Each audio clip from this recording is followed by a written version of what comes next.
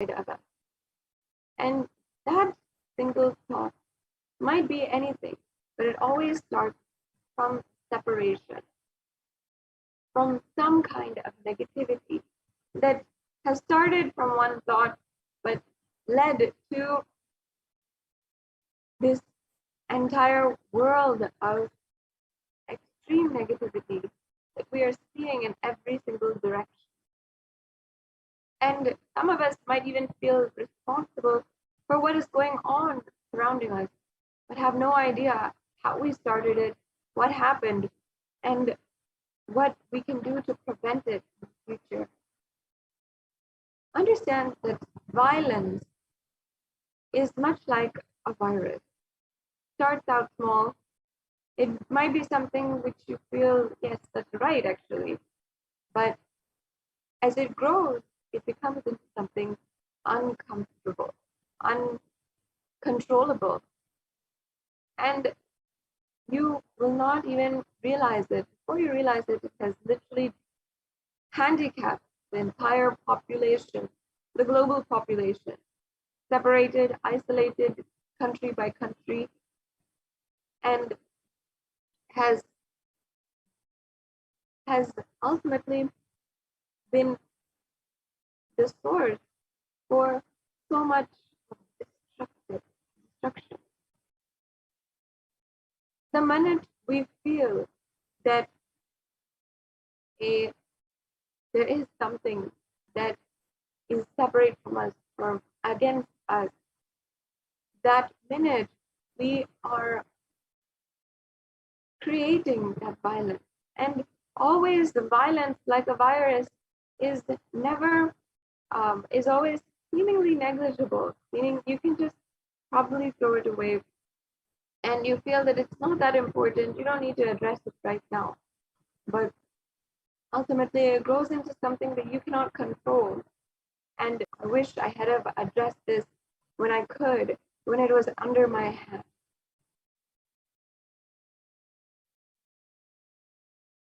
When you understand different kinds of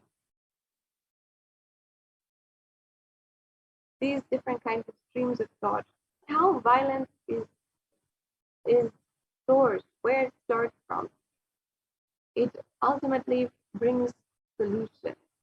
And even the highest forms of violence that we see, including violence against women today, gender-based violence and femicide, always start, even institutionalized patriarchy, always starts from normalized forms of the misogyny and different kinds of sexualization and objectification of women.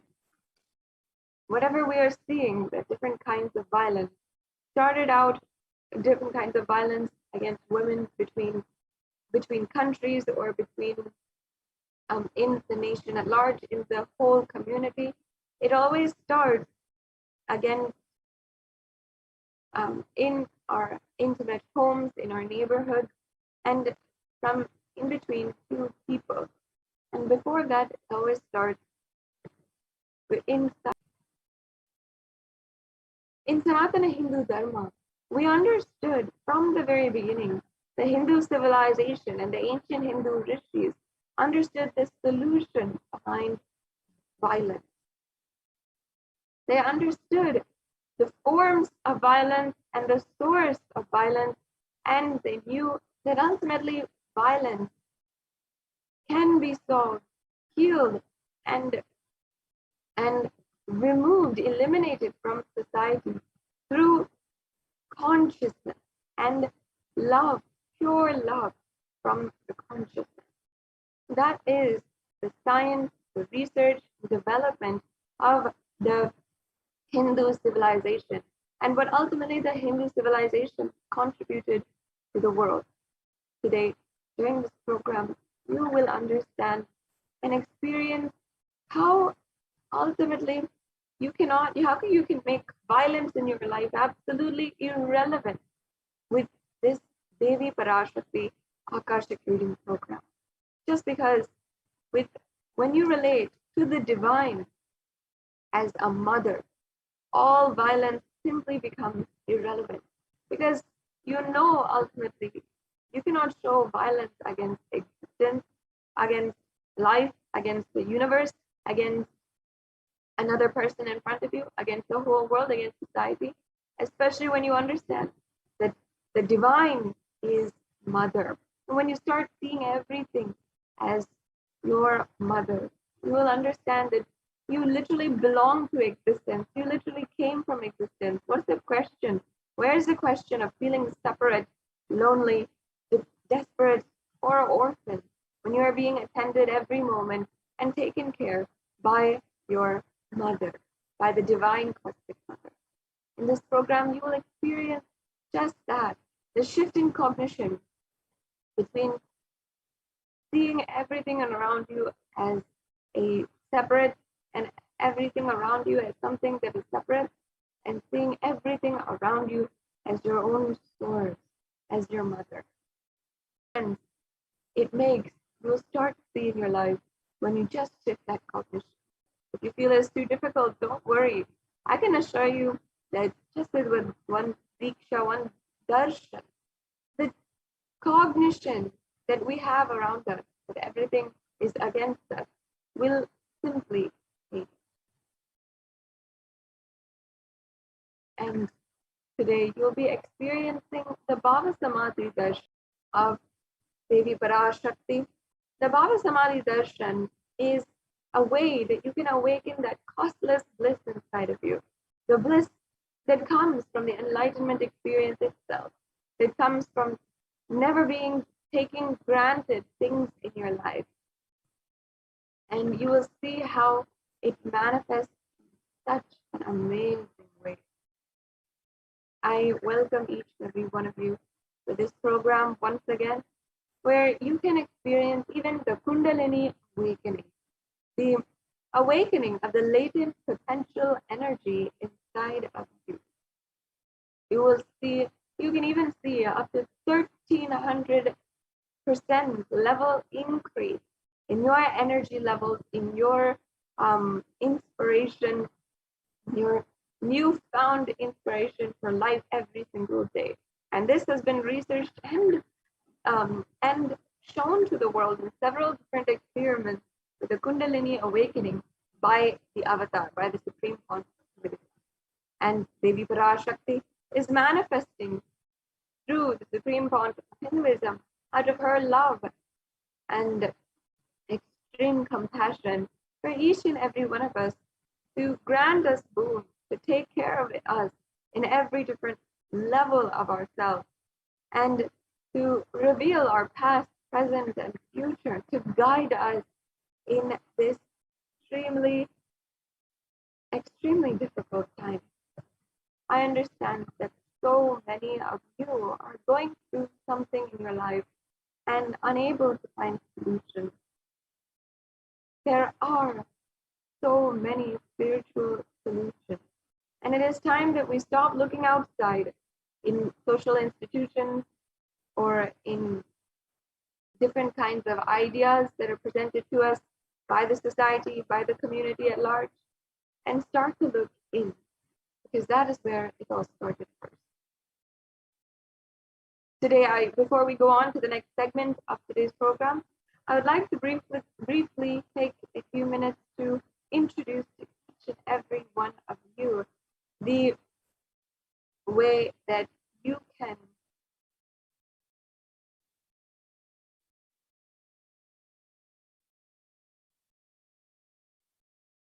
be introduced today to the divine cosmic being manifesting through the Supreme Pontiff of Hinduism. The Supreme Pontiff of Hinduism is the reviver of Kailasa, the ancient enlightened Hindu civilizational nation, and as well, Supreme Pontiff of Hinduism is the incarnation of Paramashiva, recognized from birth as the incarnation of Paramashiva, and imbibing the science of Devi, of science of power manifestation, and the science of temple-based lifestyle, as well as the science of spiritual alchemy and imbibed this science from a young age, from his gurus, from the ancient Guru Parampara, and ultimately is today successfully revived that for the global Hindu diaspora and for the whole humanity at large to experience and achieve superconscious breakthrough. And as well, the concept of Hinduism is reviving the 14 ancient kingdoms, including being the ordained Guru Mahasannidhanam, the 233rd Guru Mahasannidhanam of the Tonde Mandalam Adinam, the Kanchi Kailas Sarvajnapitam, and as well the incumbent emperor of the Surya Vamsa Surangi Samrajyam, and as well the 293rd Guru Mahasannidhanam, the Jagat Guru Mahasannidhanam of the Shamala Pita Sarvajnapitam, the Madurai Adinam, and as well the Supreme Pontiff of Hinduism is the reviver of so many different forms of the Hindu sciences, and with over 300 books which Supreme Pontiff of Hinduism has authored himself in either English, in Tamil or Sanskrit, and has then further translated these into 50 further languages. And as well as Supreme Pontiff of Hinduism is the Acharya Mahamandaleshwar of the Atal Akada and the Mahamandaleshwar of the Mahanirvani Akada, and these are two of the ancient epic governing bodies of Hinduism, which the Supreme Pontiff of Hinduism is officially coronated as the Mahamandaleshwar and Acharya Mahamandaleshwar, and as well as the Supreme Pontiff of Hinduism has founded and revived over 100 Sarvajnapitas, and has, through his spiritual discourses, more than 20,000 hours of spoken, and as well as initiations and so many different class sessions and programs, had made himself available for the whole humanity through more than 20,000 hours of discourses, which are all available on YouTube, on Kailasa's HDH Nithyananda YouTube channel. And as well, you'll be able to see all of this and be able to explore on Nithyanandapedia as well. And it's such a pleasure, such a beautiful way that you can be introduced to the avatar and start connecting with the incarnation of Paramashiva himself. And as you can see, I am so happy to be able to announce to each and every one of you that we will be having the grace, the blessing of the Bhava Samadhi Darshan of Devi Parashakti on this extremely special occasion of Varalakshmi Vratam. And we'll be having the special live darshan of Devi Parashakti on this occasion for Varalakshmi Vratam. And I wish you all an auspicious Varalakshmi Vratam, as I'm sure so are celebrating and deeply cognizing, celebrating in all different forms this extremely auspicious occasion. So once again, we will be having the divine Bhava Samadhi Darshan of Devi Parashakti in just a few hours.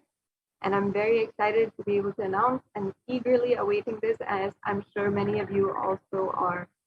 So now we are joined by the Nithyananda Gurukul Balasan, who will be guiding us into the next segment of today's program.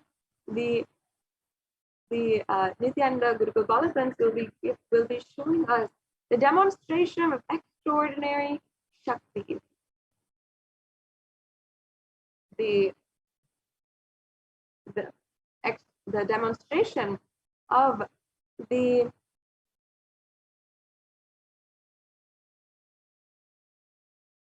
innate superhuman capabilities that each and every one of us have, that each and every one of you have. And after today's initiation, what could even manifest as your reality. So stay tuned, and we will be entering into the next segment of today's program in just a few short minutes.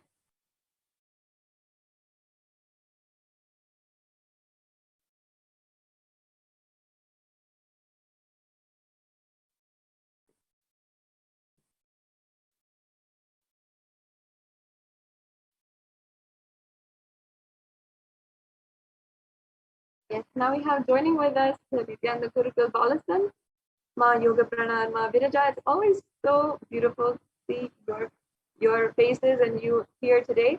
So you can go ahead and be introducing to each and every one of the viewers the possibility that lies ahead of them, which you have been able to demonstrate just with the mere initiation of the Supreme Consciousness of Wisdom.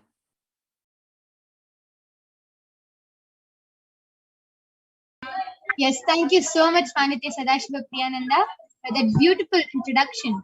And all of us are going to be graced by Devi Parashakti herself today. So let us at 6 a.m. IST. So let us now move on into the next segment, which is the segment of the power manifestation, where all of you will be witnessing the extraordinary Shaktis of Paramashiva being manifested by the Balasans of the Nithyananda Yogis. So today, you will be witnessing the Balasans, the Nithyananda Yogis, the initiated disciples of the Supreme Pontiff of Hinduism, demonstrating the powers of third eye and sharing with all the experiences and results of these extraordinary manifestations happening through us, just with Diksha, the initiation from the avatar. So in today's program, in this segment, you will be witnessing the following powers of third eye and body scanning. The power of third eye is where one awakens the ability to be able to see through the cosmic browsing center, which is located between the brows, and can access any information through the third eye.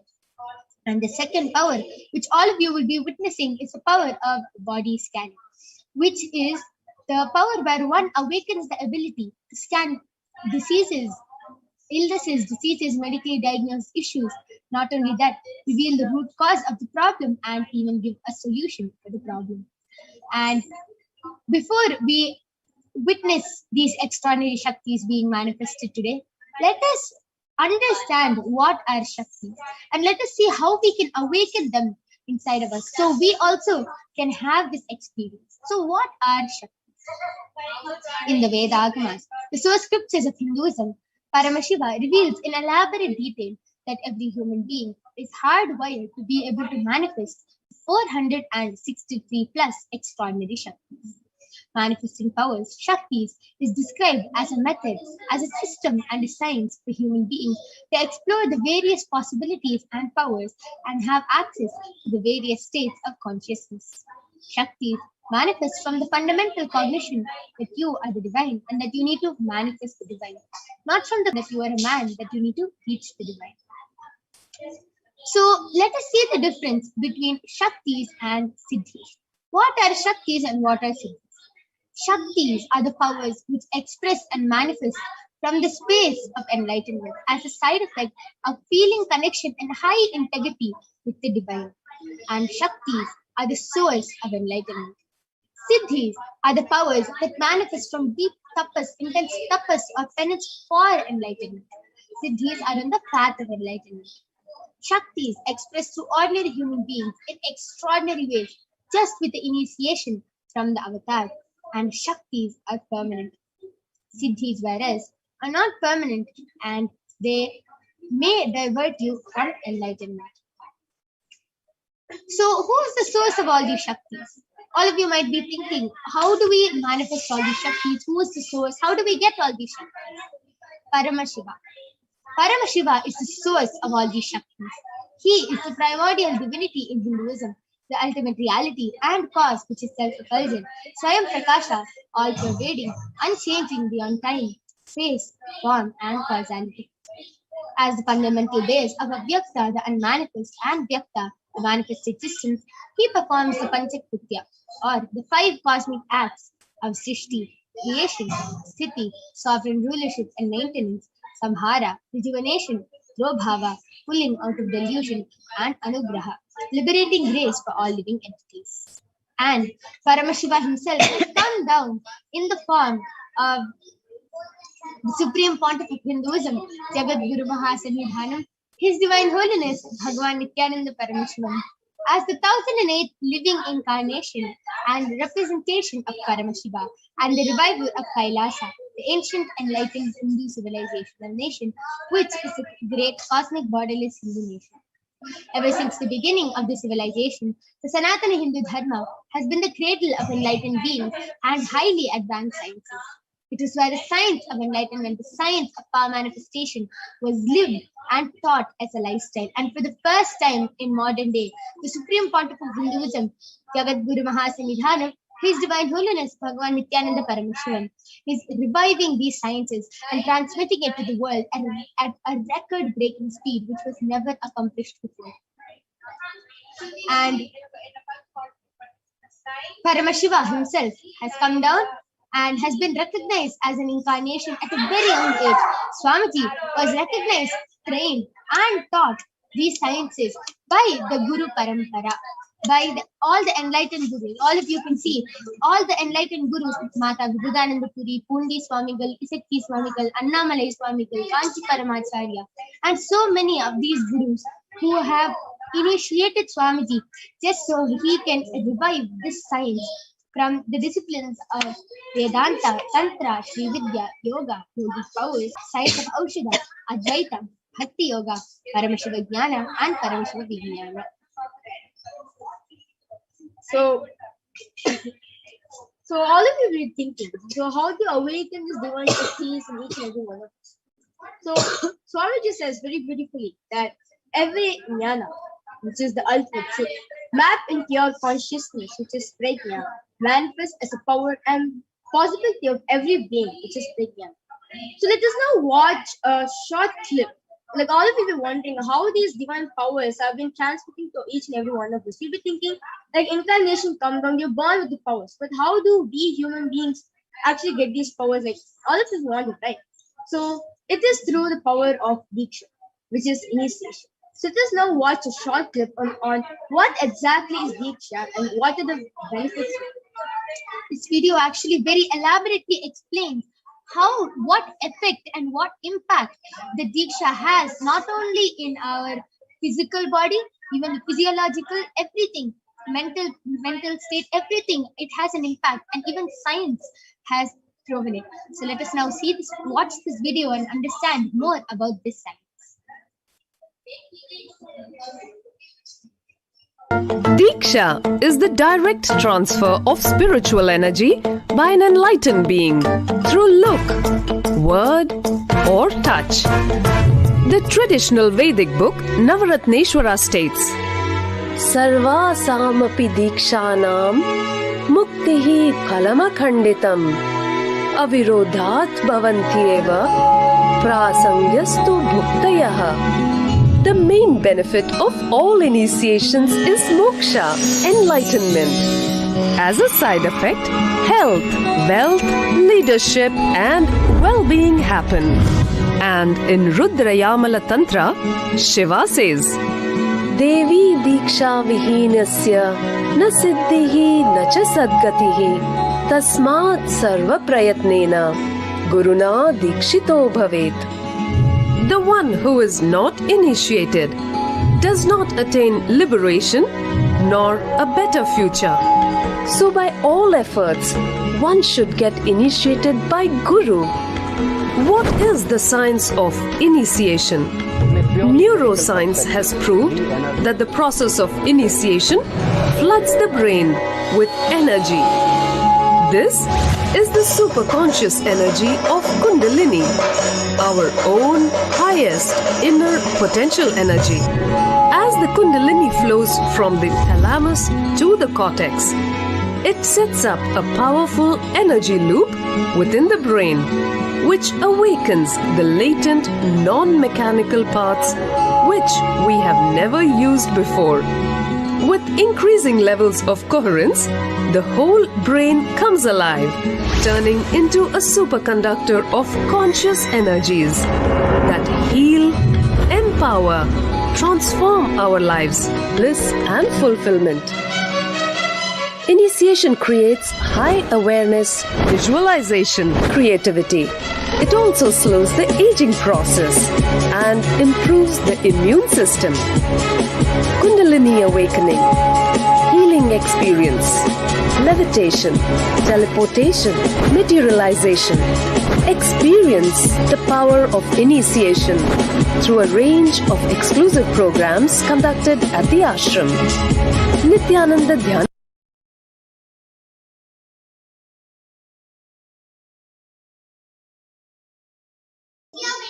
Yes, with a beautiful video which explained very beautifully how the science of initiation has an impact, has an effect on us.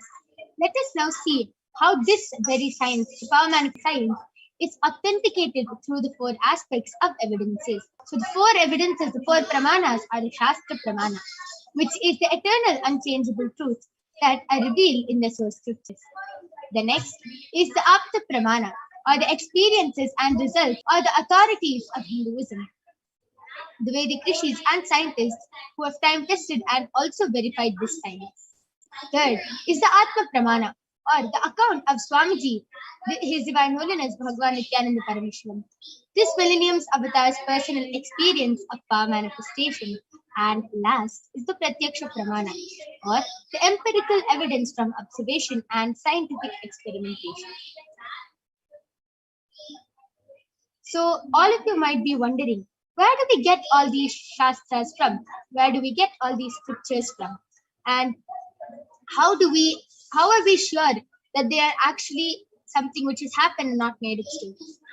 We get all these Shastra Pramanas from the Vedas, which is a living applied science. Vedas are the ultimate superior authorities for Hindus, and they are the pure science where the ultimate truths are explained. Agamas are the scriptures where the applied technology, the applied science is expanded. Vedas and Agamas, Vedagamas, are given the status of Shruti as they are directly revealed by Paramashiva. They are the ultimate, eternal, unchangeable truths. And any reference cited from these Shastras or the source scriptures is called a Shastra Pramana.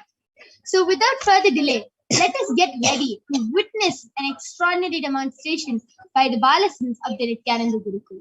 So before we move on, let us enter into the Shastra Pramana, which is from the Vijnana Bhairava Tantra.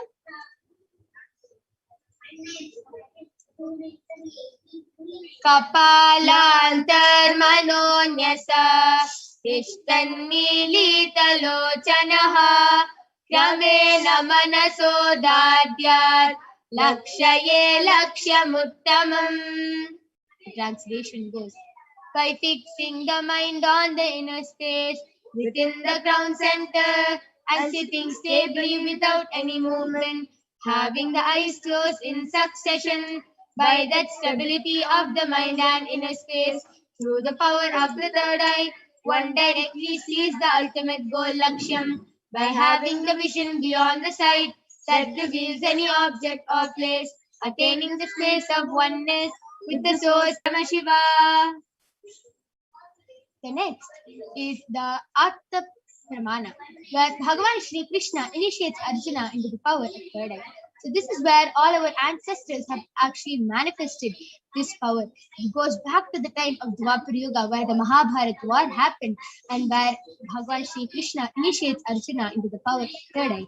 And Arjuna beautifully in the 11th chapter of the Srimad Bhagavad Gita, Arjuna beautifully narrates and describes the complete cosmic form of Bhagavan Shri Krishna as he sees it through the third eye. So Bhagavan Krishna beautifully says to Arjuna, Natu mam shakyase drashtum anenaiva swachakshusha divyam dadami te chakshuhu pashyame yogamaishwaram.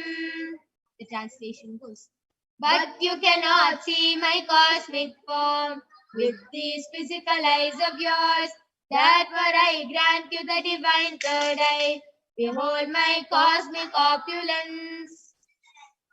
And the next is the Atma Pramana, where Swamiji beautifully shares in his own words on how Freedom out. third eye power. Let's now watch a short clip.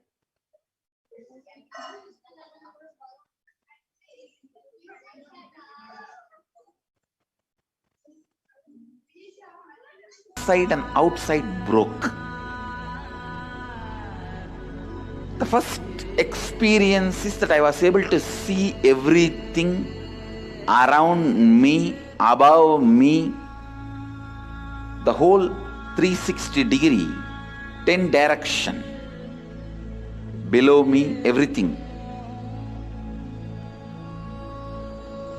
I realized not only I was able to see, I was able to feel, experience. I felt that the skin of the stone on rock on which I was sitting and the skin of this body both carry me equally. In both I exist equally. The setting sun, rising moon, the whole Arunachala hill, all the plants, bush, shrubs, trees, everything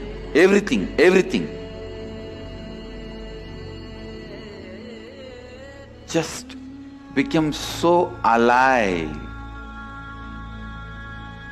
The idea, something is inside.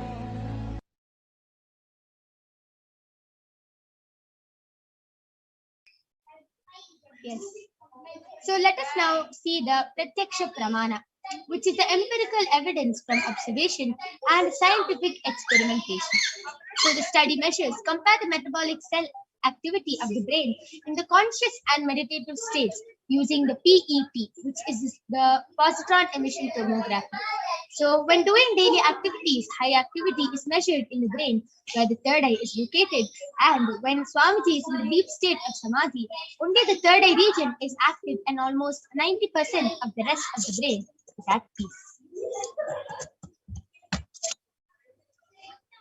So without further delay, let us get ready to witness the extraordinary demonstration by the Balasins of the Nithyananda Gurukul themselves, who will be showing and demonstrating how this extraordinary Shakti is manifested just with the initiation from the avatar.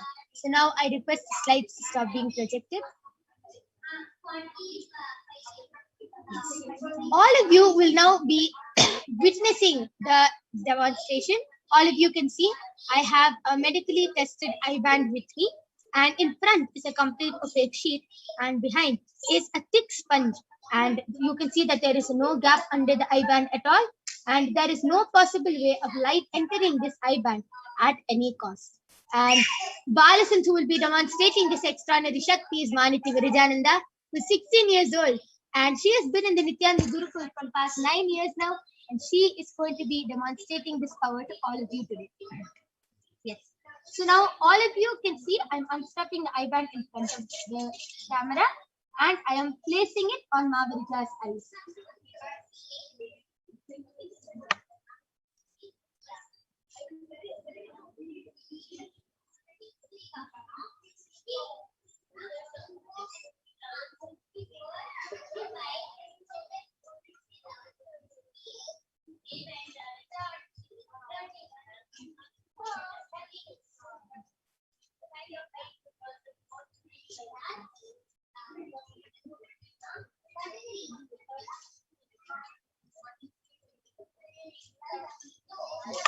Mahavirija, are you comfortable?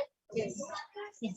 So as all of you can see, Mahavirija is completely comfortable with the eye band, and there is no possible way of light entering. I request you to turn to your right, left, up, and down. Yes. So you can, all of you can see that there is no possible way of light entering the eye band. And now I request the YouTube comments to be projected.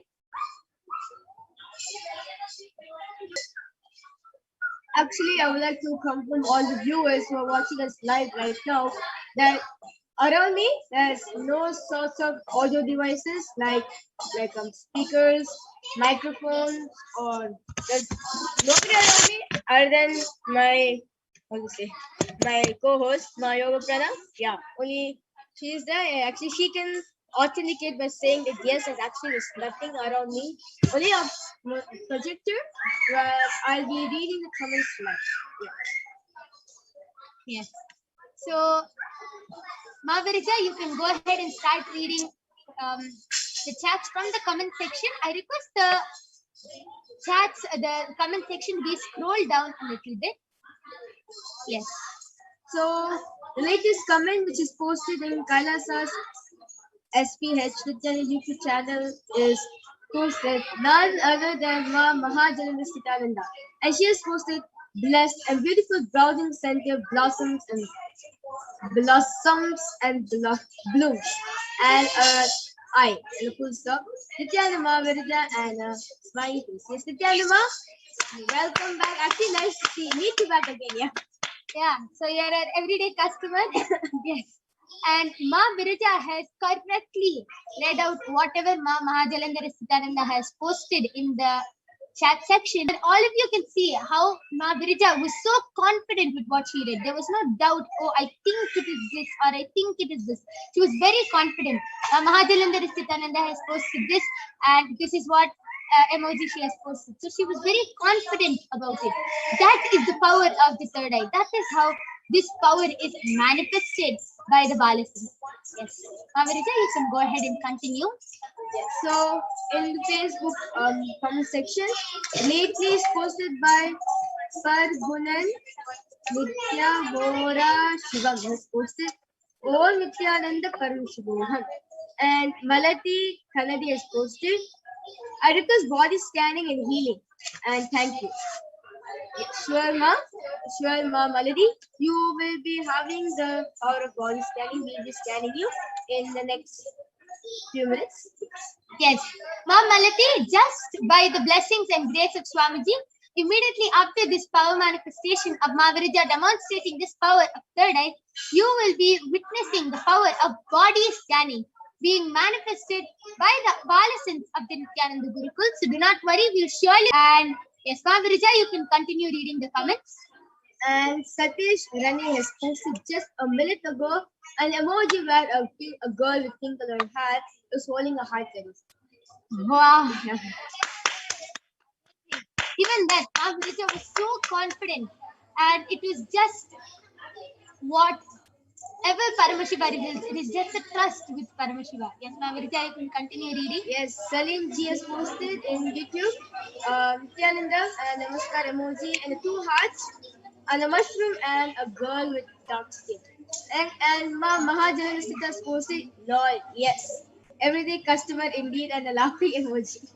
Yes, Ma Mahajalandhara Sitananda is an everyday customer and always helps us out with the body scanning and everything. Yes, Ma, thank you. And yes. Sanjay Vikaria has posted Nithyananda Balasins and exclamation mark. Gratitude for the wonderful information about the Vedas and the Agamas and 2 Namaskar emoji. Yes, actually, Sanjay, all this, if you can actually see, if you read the Guru Gita, beautifully says that any Guru, whether you're enlightened, whether you're incarnation or no, if you are transmitting some knowledge to the world, it always has to be acid washed, because the experience you might have specifically will be good for you, but not for the whole world. So Swamiji exactly does that. Any experience he had, Swamiji had the experience of the third eye vision, but he completely acid washed it with the Shastra Pramana and the Apta Pramana, and then only he gave it out to the world as Sakshi Pramana. Till then, Swamiji did not reveal it. Only after acid washing it, Swamiji revealed it. So it is everything, all these segments you will be seeing, power manifestation, everything is directly from the Vedas and Agamas. We have Shastra Paramanas and everything, full proof for it.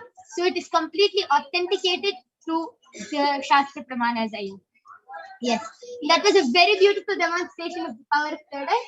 Now I am removing the IBAN from Mavirija. Yeah. So now all of you can see the IBAN is completely intact. There is no change in the IBAN as I just put it on Mavirija. Yes, that was a very beautiful demonstration of the power of third eye. And please stay tuned for the upcoming power, which is the power of body scanning. And now let us enter into the Shastra Pramanas for this power. So a little about this power of body scanning. Like if you're a newcomer, the power of body scanning is actually where the initiated disciples for the different for the Hinduism will have the ability to scan and reveal the diagnostic issues medically diagnosed, and also provide the best way where you can get rid, where you can get rid of the disease through the awakened product. Now let us now see the Shastrical reference to the power of body scanning, which comes from the Vijnana Ganatantra Sutra 50. स्वदेहे जगतो वापि सूक्ष्म सूक्ष्मतराणि च तत्त्वानि यानि निलयम् ध्यात्वान्ते व्यज्यते परा. Bhagavan Paramashiva says, cognize deeply that from the subtle to the subtlest constitutive principles of your whole body, Swadeha, or of the whole universe, simultaneously consists of the essential reality. They are being absorbed in the source cause, Paramashiva, and by the experience of such restful awareness, one becomes complete from all thoughts, and the ultimate universal divine power, Paradevi, Adi Shakti, is revealed, and the supreme power manifestation happens. The next is the Apta Pramana, which is from the life of a Siddha named Terayar. Terayar was a Siddha and one of the prominent disciples of Agatyar. One day, a man suffering from a severe headache comes to Agatyar to heal him. Agatyar uses the power of body scanning and identifies the root cause of the headache.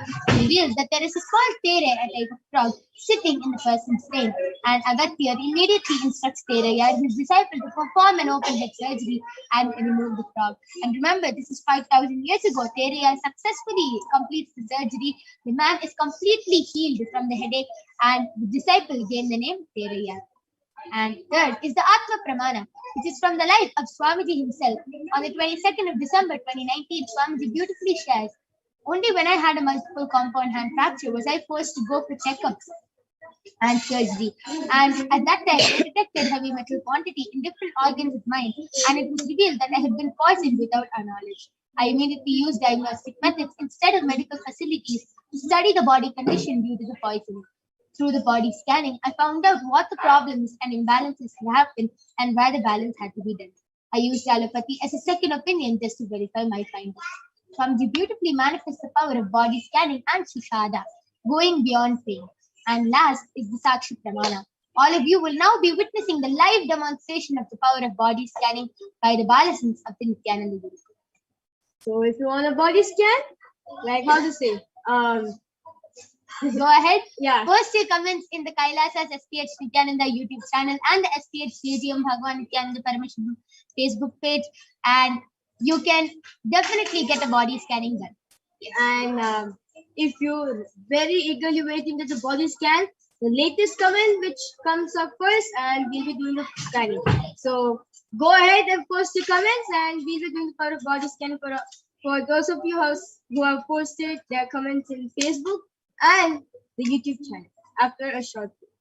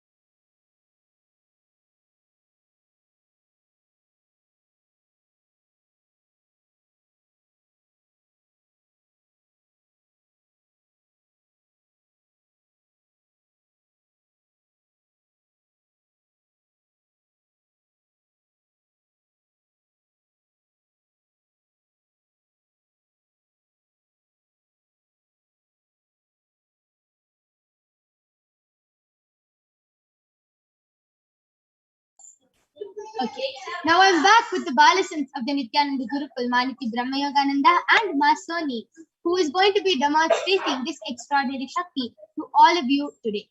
Now, I request the YouTube comments to be projected.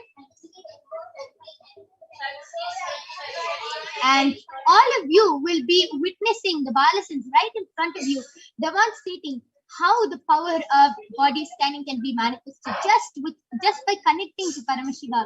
The Balasins will be able to scan your body and reveal any problems you are having, and not only that, reveal even the root cause of the problem. They will be able to reveal why the problem started in your body in the first place. So I request the YouTube comments to now be projected. And yes, so okay, so Ma Mahajalandhara Nithyananda has posted, I look after my elderly father, 80. I am always home, but needed to go to the store for Ekadashi yesterday. Past people in store and got scared about Corona. Please scan for the virus in my body.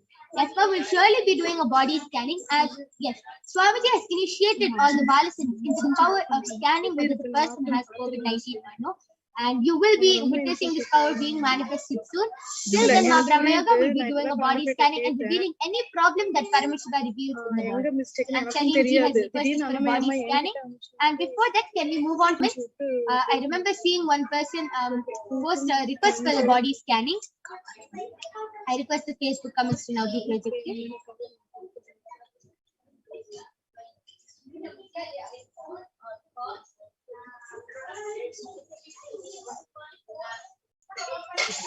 So Ma Malati has requested for a body scanning. Malati, Asoni, and yes, I request the Facebook comments to be scrolled to the above previous comments. I request the previous comments in Facebook to be projected.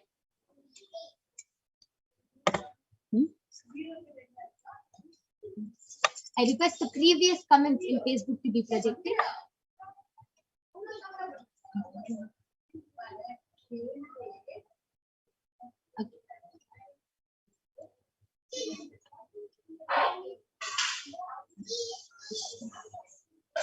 Okay, we can go back down to the latest comments.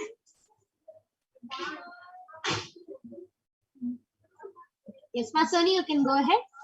Nithyananda Ma Paramashiva revealed that you need really lots of water in your body. Ma, you are having stomach ulcers. So Paramashiva revealed that drink every 5 liters of water in a day. Your stomach ulcers will be completely removed. Okay. And yes, Ma Malati, that was a scanning for you. I request you to get back in the chat section. And you have requested for body scanning for Jagannath Kannade, and you have his consent. Yes, Ma, surely we'll be doing a body scanning. Ma Soni, you can go ahead and do the body scanning for Jagannath Kannade. And Ma Brahmayoga, you ready? Yes, you can go ahead. Yes, so Ma Mahajalandhara Nithyananda, Paramashiva revealed to me that that your immune system is actually quite strong already, but he revealed that that for you to strengthen it even more, start taking bath with cold water in the morning. No, stop using warm water and start using cold water while you take bath. And also from 3 meals, reduce it to 2 meals a day. If you follow these 2 things, you'll see that your immune system starts becoming really strong, and you'll also start becoming really active. Yes, and one more thing, Ma Paramashiva just revealed it to me. Paramashiva revealed to put turmeric in the water which you're taking bath with and start drinking hot water, like a boiled tulsi in water, and start drinking hot water, and you'll be completely fine. So I request you also to get back in the chat section. I request the YouTube comments to now be predicted.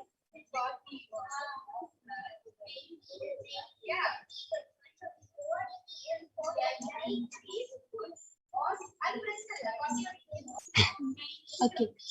Yes, Ma Soni, before you go ahead, Paramesh Arumugam has requested for body scanning. Ma Brahmayoga, you can do body scanning for Paramesh Ayya. Nithyananda, I did a body scanning for Jagannath Kannade. Here Paramashiva revealed that you are having cavity in your teeth area.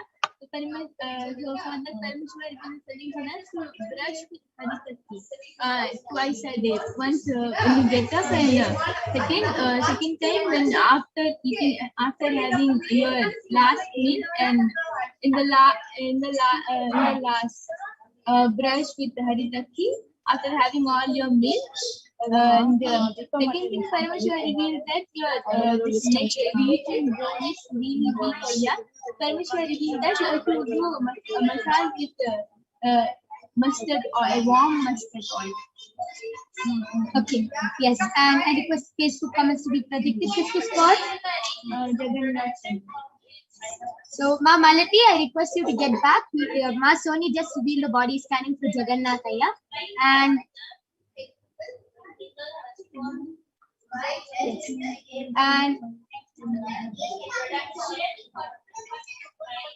yes, Ma Brahmayaga, you can also go ahead. Yes, so I did the body scanning for Paramesaya, and Paramashiva revealed to me that Paramashiva revealed to me that kidney stones are starting to form in your body. So what you should do is immediately start taking castor oil and tulasi water. 1 cup of tulasi water and 1 tablespoon of castor oil with hot water. If you follow this solution every day, the kidney stones will automatically break and dissolve, and you'll be completely fine. So that was beautiful scanning. Paramesh Arumugamaya, I request you to get back. And Sanjay Vikariyaya, Ma Soni is doing the body scanning for you. So yes, you can go ahead. Nithyananda Sanjay, Paramashiva revealed that you are having really weak immune system.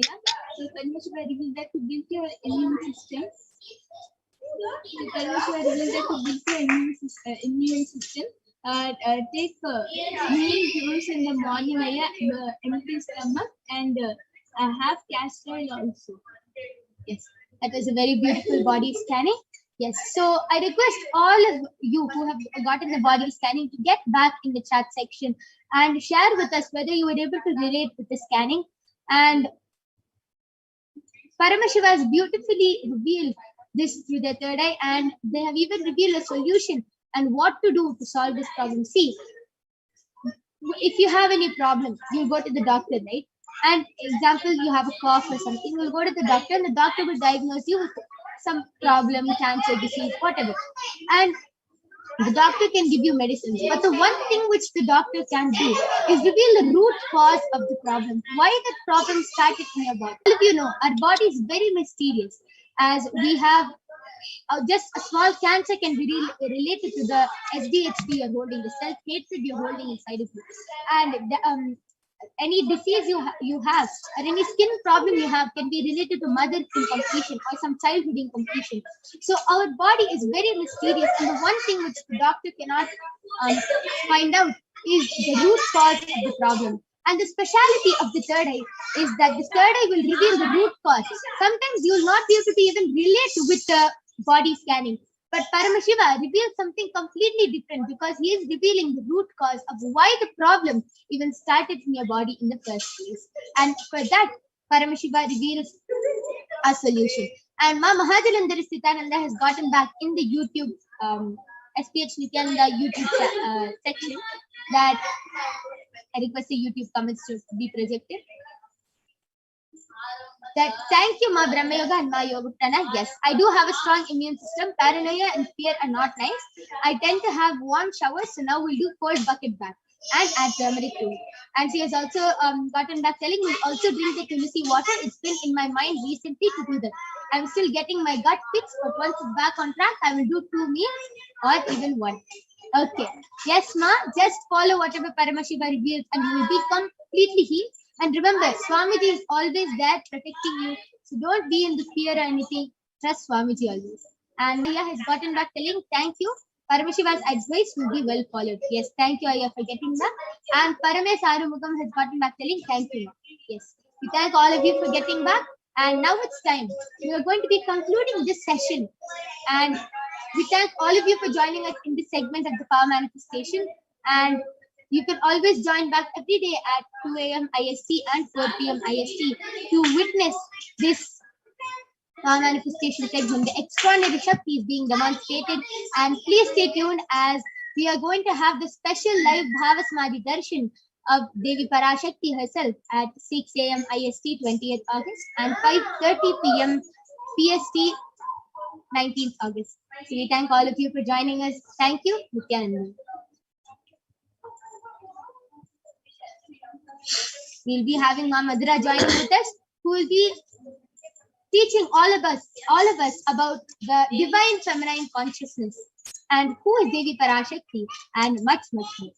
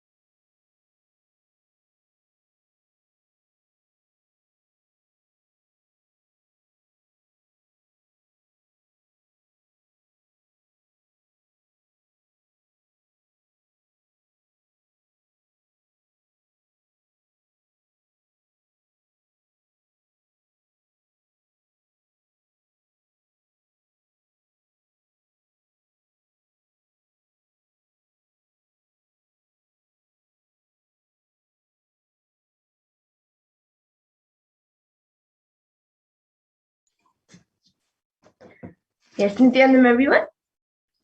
Yes, Nithyananda Ma Madhura, please go ahead. Yes, I request the entity volunteer to check the next slide. Yes. So now in this next segment, we will be learning about the divine feminine consciousness, about who is Devi Parashakti. So let us first look at the Dhyana Shloka of Devi Parashakti, which comes from the Lalita Sahasranama.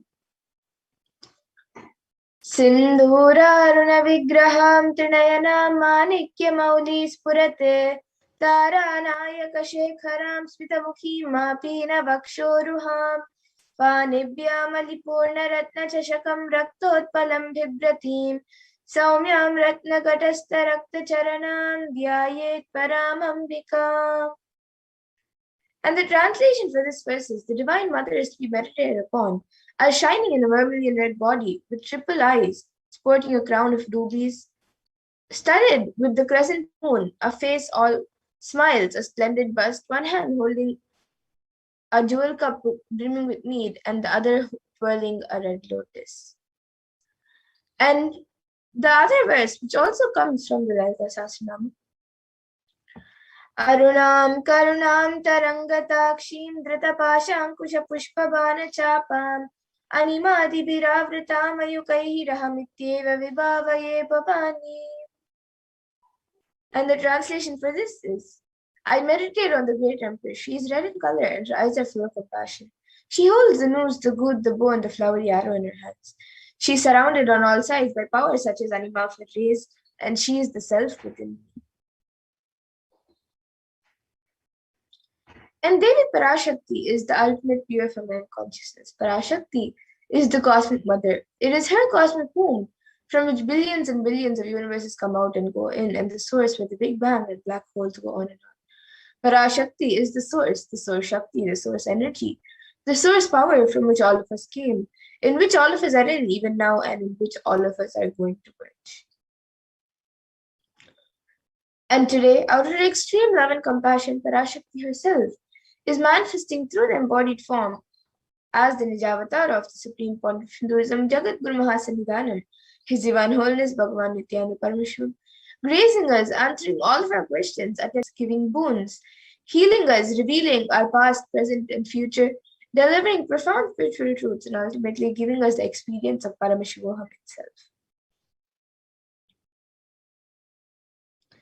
And in the words of Devi Parashakti, she beautifully says, raising as Omkara, expressing as Vedas and Agamas, blossomed as Shrimkara, filled as Parashodasi, living in 40 triangles, the Kailasha Swami is in Kailasha, Shri Purachintamani, Parashodasi, Meenakshi. Parashodasi sitting as part of Paramashiva, Parameshwari who rules the world. Paramashakti, Manonmani, Meenakshi as Nithyananda, Nijavatara here, to give good boons to everyone, to bestow all goodness. Hiranya Garbha Swarupini, Brahmanda Yoni, Shami, Chandramauli, Rapala, Aparna, Uma, Parvati, Savitri, Navayavana, Samrajya Lakshmi, Parameshwari, Parashodasi, taking the form of Nithyananda, I came here as Nijavatara. With great compassion and blessing, listen, people. To do good to all of you, I took the form of Nithyananda and came down as Nijavatara. And again, Devi Parashakti beautifully says, raising in Omkara, blossoming as Shiva, Shiva manifesting as source of existence, powers of existence, expression of existence, from the oneness of Om, blossoming into two as Prakriti and Purusha, blossoming as three Shaktis, Ichcha, Kriya, and Jnana, growing as four Vedas, expanding as five Panchabhutas, beyond six chakras, filled as Gotras of seven Rishis, expanding as five Panchabhutas, beyond six chakras, filled as Gotras of seven Rishis, existing as nine, expanding as eight directions, existing as nine grahas, blossoming as 10 indriyas, being as 11 rudras, creating all the worlds to tell and make truth blossom and to do good. Parashorasi, Meenakshi, in the form of Nithyananda, I came to bless every one of you.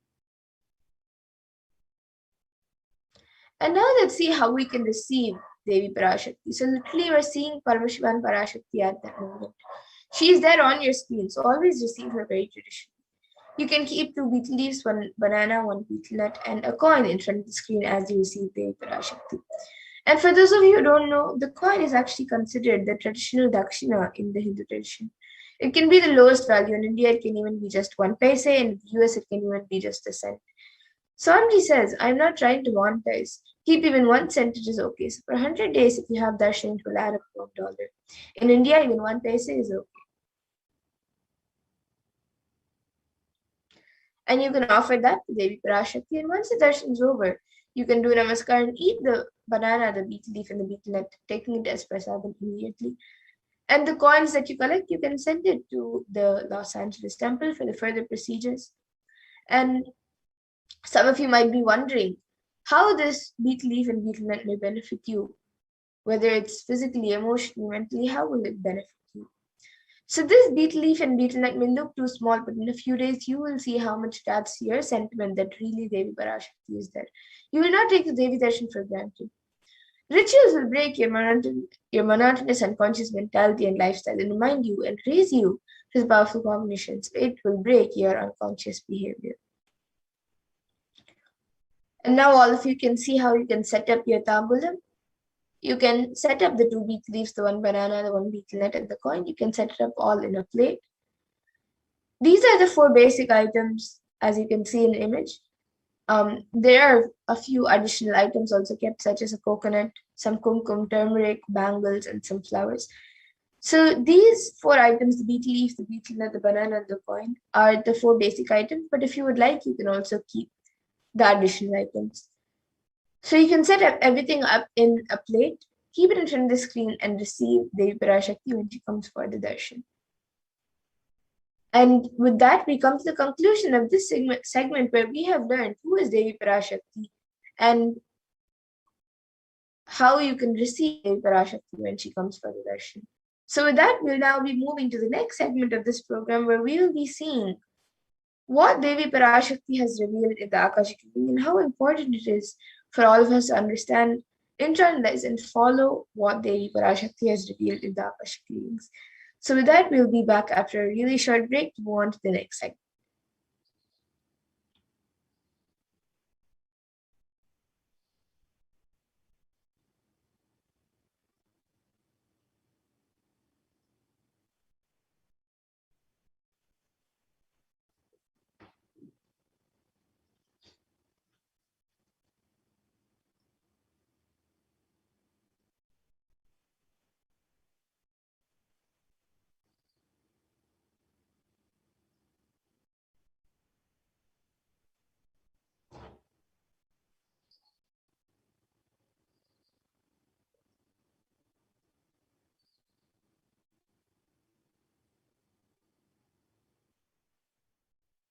I mean by the word e-Kailasa? Listen intensely. Enlightenment ecosystem, literally enlightenment itself, in your own home, wherever you are. If you cannot come to Kailasa, it's okay. Kailasa can come to you. Kailasa coming to you is E-Kailasa.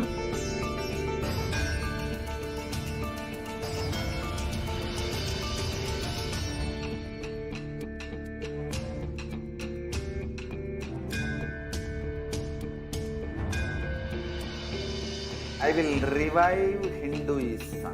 I am a Hindu revivalist, not by any revolution, but by evolution.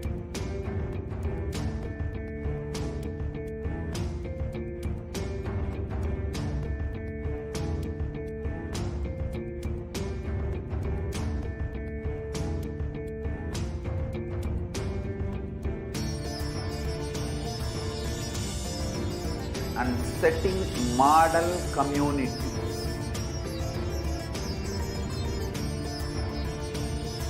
Kailasas, enlightenment ecosystems, Sarvanya Pitas all over the world.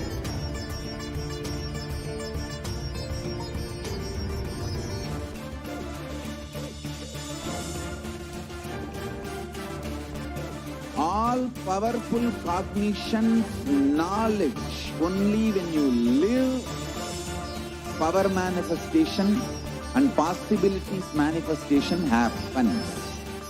It's a fundamental truth.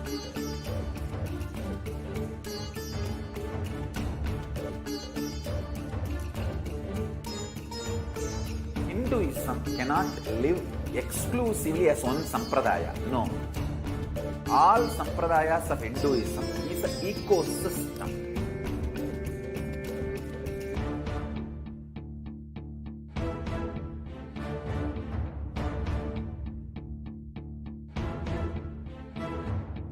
So don't keep quiet thinking that if one sampradaya is attacked, only that sampradaya is going to be affected. All of us are ecosystems.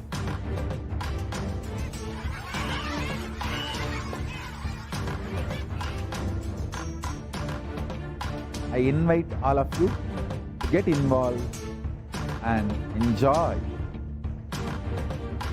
Hinduism by the principle of Dharmo Rakshati Rakshitaha. When you protect Dharma, Dharma protects you. We will make the whole.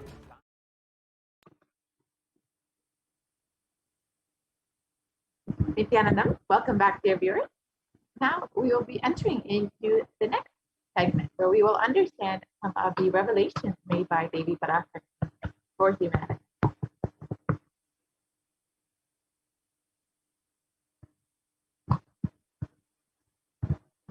So, as we all know, humanity is still undergoing the effects of the cosmic surge, the Pralaya.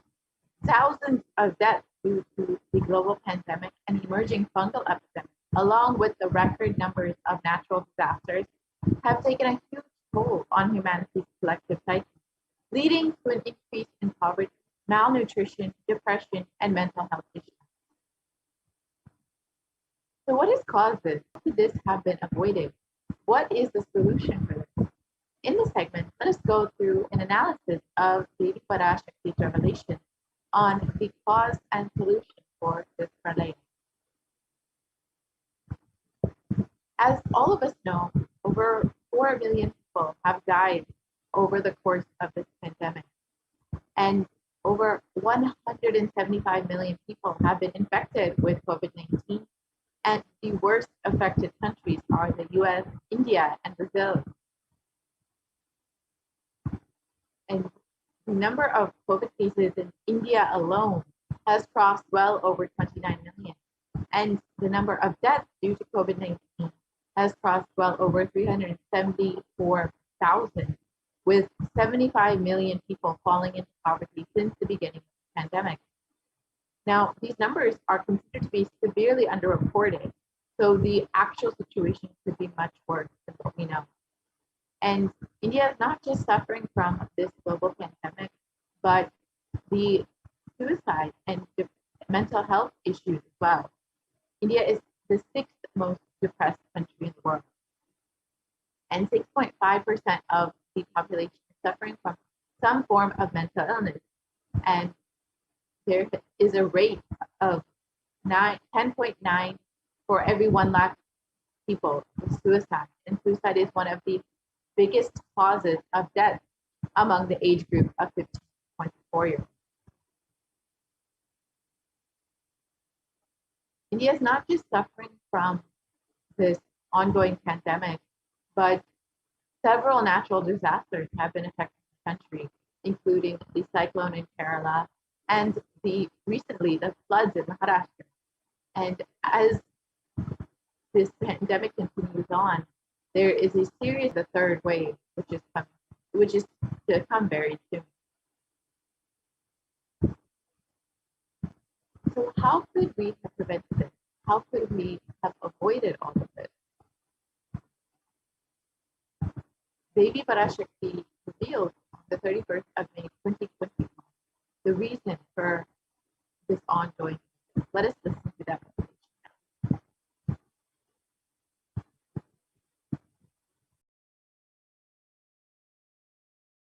2022 வரை India செல்ல வேண்டாமா என்று கேட்கின்றாய். நன்றாய் தெரிந்துகொள், சொல்வதைப் புரிந்துகொள்.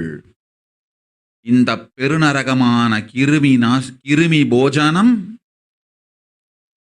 இந்தியாவிற்குள் வரக்கூடாது என்பதற்காக 2020 பாரதம் முழுவதும் 12 ஜோதிர்லிங்கமும் பாத யாத்திரை செய்திடவே என் மகன் மூலமாய் திட்டமிட்டிருந்தேன். படுபாவிகள் ஓடத்தின் மாலுமியை ஊர்விட்டு துரத்தினார்கள். என்ன நடக்கிறதென்று பார்.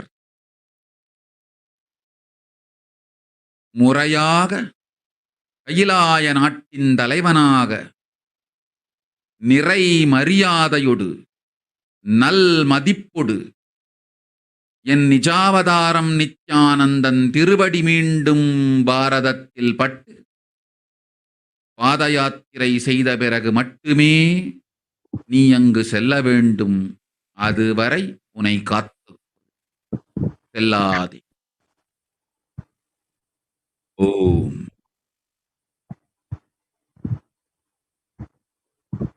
So let us look at the translation of Devi's revelation. For this huge Devi Bhojanam, hell not to come to India. In 2020 itself, I had planned to do the Padayatra throughout India and the 12 Jyotirlingas to my son Swami. They chased the captain of the ship out of the country. See what is going to happen.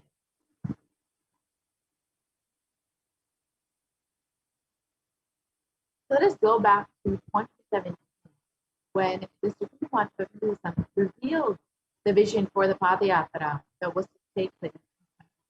Let us watch that video now.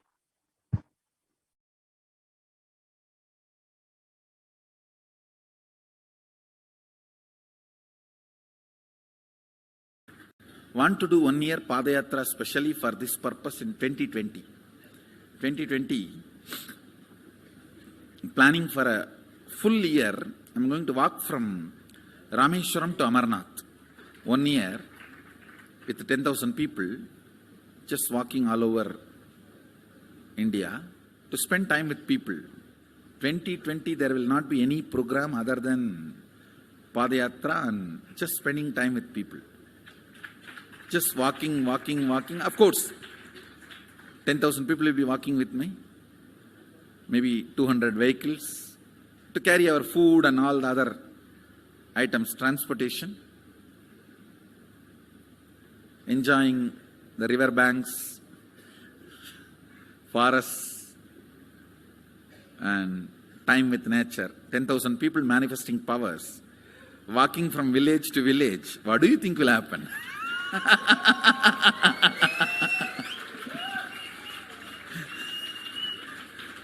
The scene of Buddhism spreading will be repeated now. How the Buddhism spread.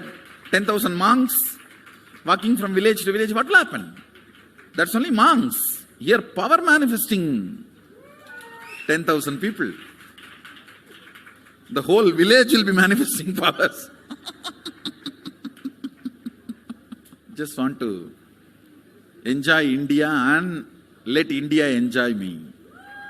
So planning for next year Kumbh Mela 2019, next year January Kumbh Mela. Before that, all the Balalayam, everything. Balalayam is going to be like the same structure outside with one stone tower, gold coated. It will be some feet tall stone tower and 5 Rajagopurams, which will be something like 120 feet. This will be the Balalayam. And after the Mulalayam is built, this Balalayam will serve as a Utsava Murti Sannidhi, where the Utsava Murtis will be worshipped and where the Archanas. See, in the main temple, there will not be any Archana or anything, because just for darshan itself, there will not be time. Like Tirupati, you can only have darshan and Arti, the camp for Arti. No other worship is allowed in the main. Because 12 Abhishekam is going to happen, 12 Kala Abhishekams. So continuously the rituals will be going on. People can have only darshan. They will not be able to involve themselves in any ritual. Other than darshan, nothing else will be allowed.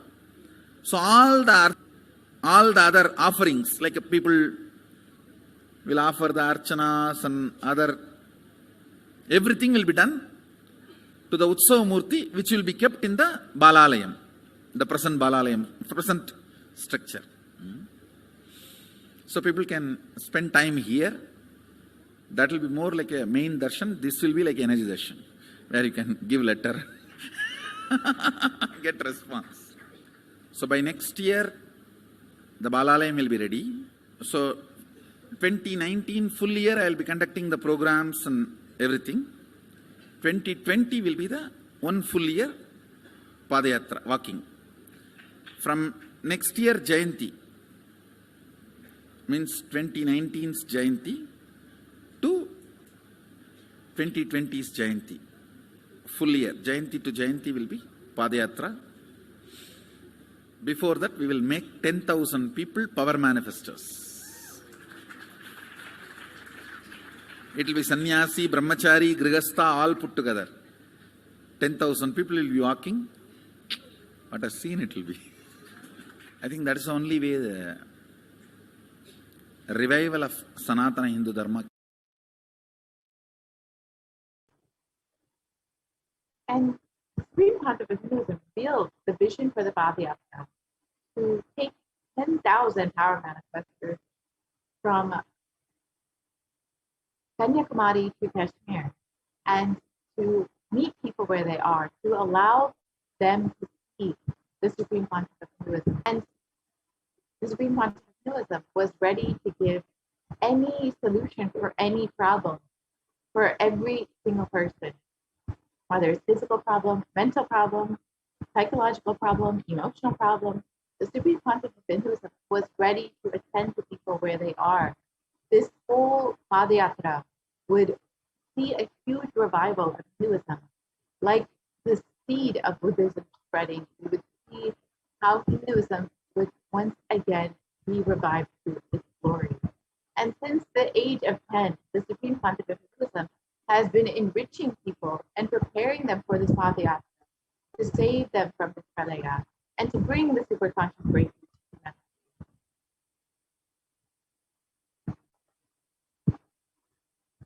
And from that age, the Supreme Pontiff of Hinduism has been enriching and initiating the masses into the science of enlightenment through powerful discourses, initiation, and darshan. So over the next few slides, we will see some of the programs that the Supreme Pontiff of Hinduism has been conducting over the past 26 years and blessing people with. Here you can see in Vellore, Tamil Nadu in 2005.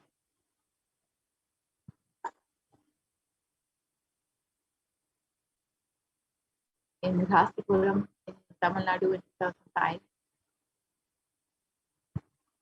In Namakkal in 2005.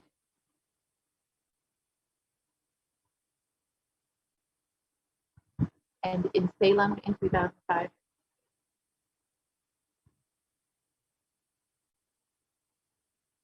The Nithyananda program in Virdi.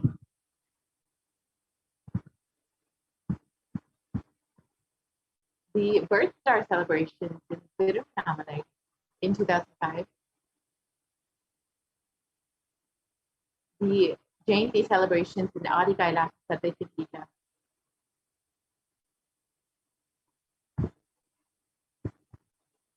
the Jayanti celebrations in Tiruvannamalai,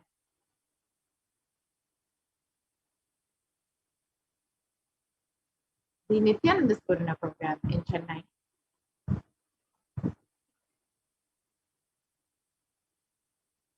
the Guru Purnima celebrations in the Adi Kailash Satyajita. And each of these photos, you can see how many people are in attendance, how many people from different various backgrounds who are being blessed into the science of enlightenment. The Bhakti Spurana program, the Dhyana Spurana program, the Little Anandas program, which was blessing the youth into the science of enlightenment. The Saptayagam, which was Salem, which was a series of homas conducted by the Supreme Master Hinduism, where he also guided disciples into the same homa. You can see the photos of the Supreme Master Hinduism himself conducting the homas, as well as blessing people in homas. This was a huge offering to humanity. And the Nithyananda Spurana program in Adi Kailash Satyajita,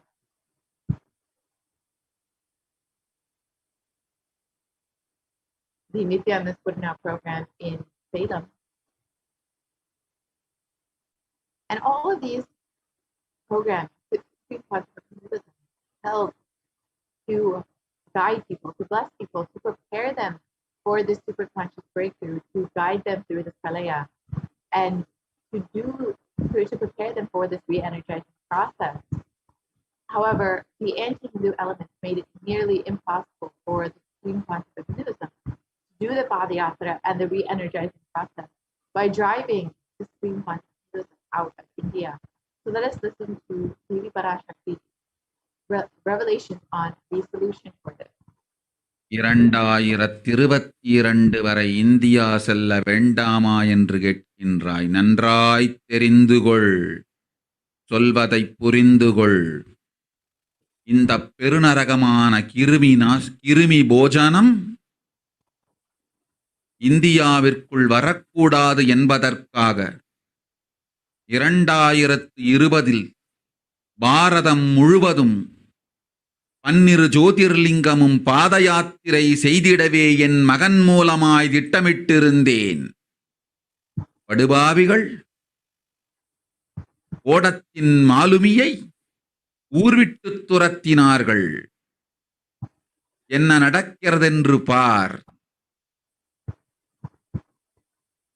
முறையாக கைலாய நாட்டின் தலைவனாக நிறை மரியாதையொடு நல் மதிப்பொடு என் நிஜாவதாரம் நித்யானந்தன் திருவடி மீண்டும் பாரதத்தில் பட்டு பாத யாத்திரை செய்த பிறகு மட்டுமே நீ அங்கு செல்ல வேண்டும். அதுவரை உன்னை காத்து செல்லாதே. ஓம் ஓம் ஓம். And Devi revealed that only when the Supreme Conscious of Hinduism is received in India as the head of the Kailash with great reverence and respect, and is able to do the Padayatra and the re-energizing process of the 12 Jyotirlingas, only then will this pralaya end in India. And as we look around, we see so much of destruction and suffering. We see what the great rishis of Vedic civilization had forewarned as the Kali Yuga. The Kali Yuga is considered to be the worst of the 4 yugas, where man will be his own worst enemy. In the Purva Purana, Saint Vyasa tells this Kali Yuga is the worst of the 4 yugas in all the ages. People are sinful and forget the dharma, the 4 varanas and the 4 ashramas. In fact, men are so sinful that no prescribed penance atones for their great sins. The only place which is free from sin is the great sacred city of Varanasi, the Mahapuri. And in the Purna Purana, it also states that Lord Rudra, Paramashiva himself, is the avatar for the Kali Yuga. And the translation of this verse, Brahma is the presiding divinity or Devata for the Krita Yuga, the first cycle of time. In the Treta Yuga, the second cycle of time, it is Bhagavan Kavi, Surya, and which appeared Sri Rama. In the Dvapara Yuga, the third cycle of time, the presiding divinity is Vishnu.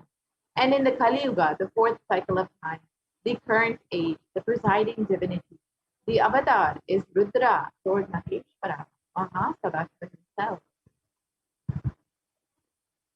And on the 2nd of January, 1978, out of his deepest compassion to protect humanity, Paramashiva himself descended into the human form in the Nijavatara of the Supreme Concept of Jagat Guru Mahasanidana, his divine Bhagavan Nithyananda. And if Paramashiva had waited even one more year to take a human form, if he had waited till 1979, it would have been too late for humanity. So let us understand what this means in the Supreme Consciousness own words.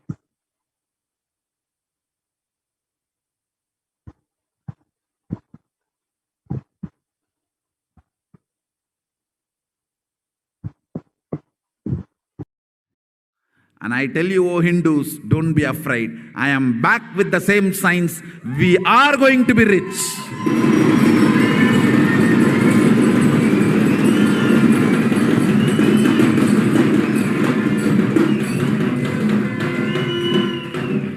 It is not lost.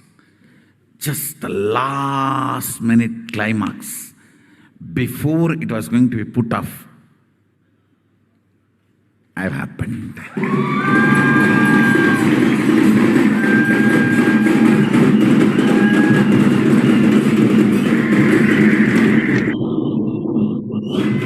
(1979) would have been late. 1979 would have been late.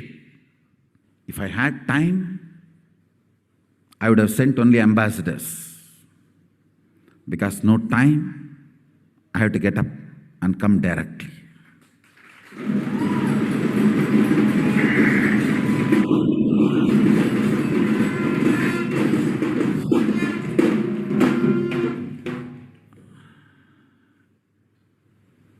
O Hindus, feel blessed. Science is not dead. It is available. I have everything needed to bring that science back to life and establish its legitimacy.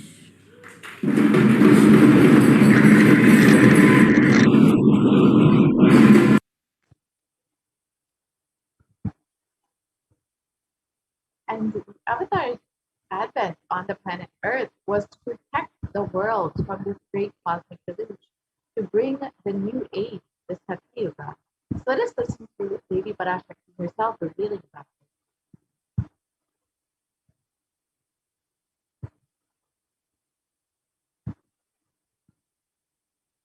ஓம் ஓம் உலக மக்களே கேளுங்கள். கலி முற்றி கலி கழிந்து புதுயுகம் சத்தியயுகம் புறப்பட வேண்டிய காலம் வந்ததனால் வந்திருக்கின்றது இந்த பெரும் பிரளயம்.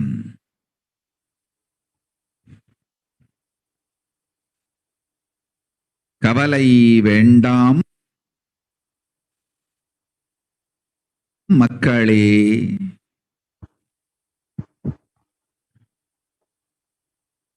நித்யானந்தன் வடிவம் தாங்கி நாமே இங்கு வந்திருக்கின்றோம். நித்யயுகம் செய்வோம், நித்யயுகம் சத்யயுகமாய் மலரும் இங்கு. ஆனந்தமாக இருங்கள்.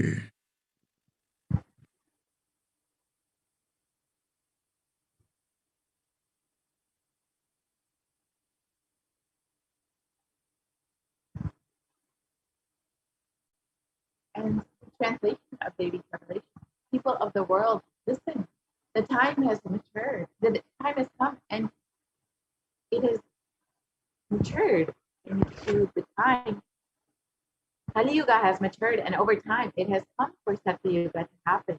So great Pralaya has come. Don't worry, people. In the form of Nithyananda, I myself have come here.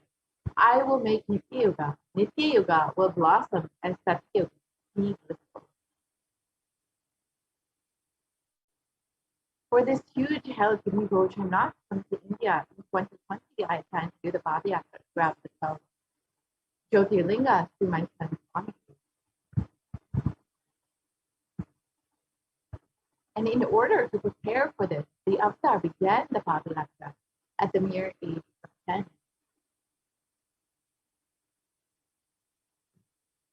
And the Supreme Consciousness began enriching people one person at a time with the great truth from the sacred scriptures and the secrets of higher living. Even at the age of just 14, all of his classmates would follow the Yatra and led them from Kuriyatam, Tamil Nadu to Tirunelveli, the birthplace of the Supreme Consciousness, and a huge pilgrimage site. And when the Supreme Consciousness was around 19 years old, all his fellow classmates at the Ramakrishna Math recall the Yatra where the Supreme Consciousness led them from Chennai, Tamil Nadu to Tirunelveli and gave them an unforgettable pilgrimage trip experience. And the Supreme Consciousness continued walking the length and breadth of India, reaching more and more people and preparing each one until the Supreme Consciousness founded the international mission, the Nithyananda Sangha, to revive Kailasa International on the 31st of December, 1999. And the Supreme Consciousness established the first Kailasa enlightenment ecosystem, the Tiruchangota Adinam, on the 14th of April 2001. And here you can see the photos of the Supreme Consciousness on the day of the inauguration, when he was just 23 years old. And in 2003, the Avatar continued his Vijayatra all over the world to enrich people from various backgrounds.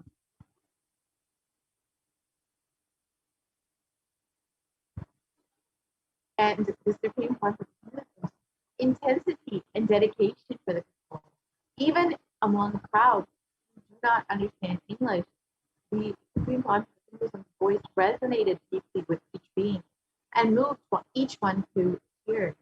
Here you can see in Guadeloupe and in Brazil, the people receiving Supreme Consciousness with so much of gratitude and affection, despite not understanding any of his teachings necessarily.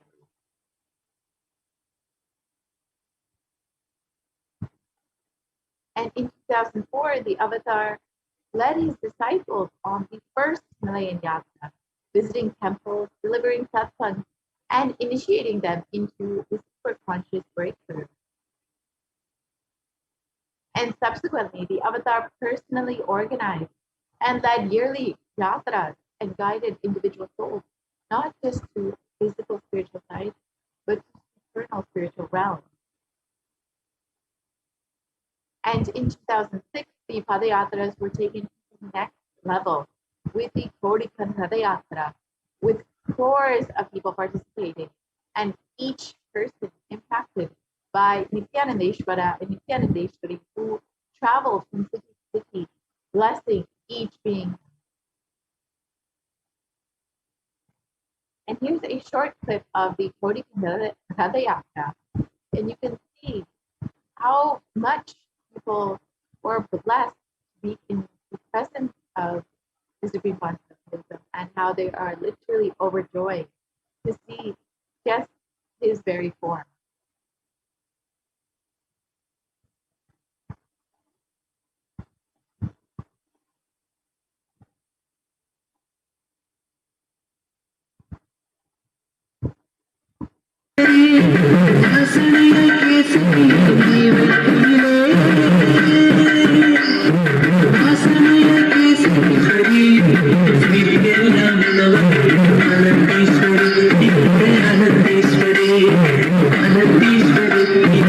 Anandeshwari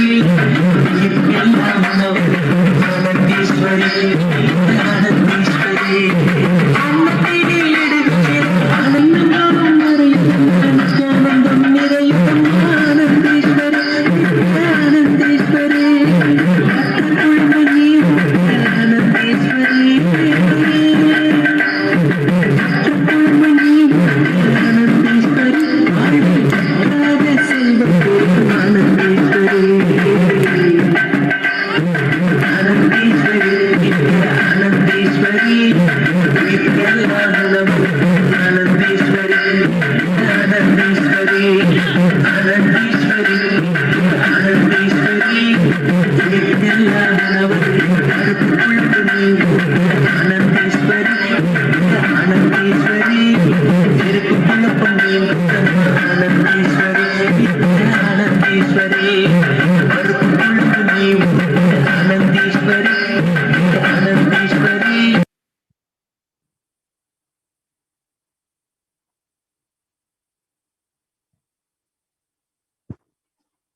the Kodikan Radayatra culminated with the consecration and inauguration of the Garbha Mandir, the sanctum for Nithyanandeshwara Paramashiva Nithyanandeshwari Parashakti, and the Vayuvalinga in Adi Kailasa Sadhya Bangalore, South India.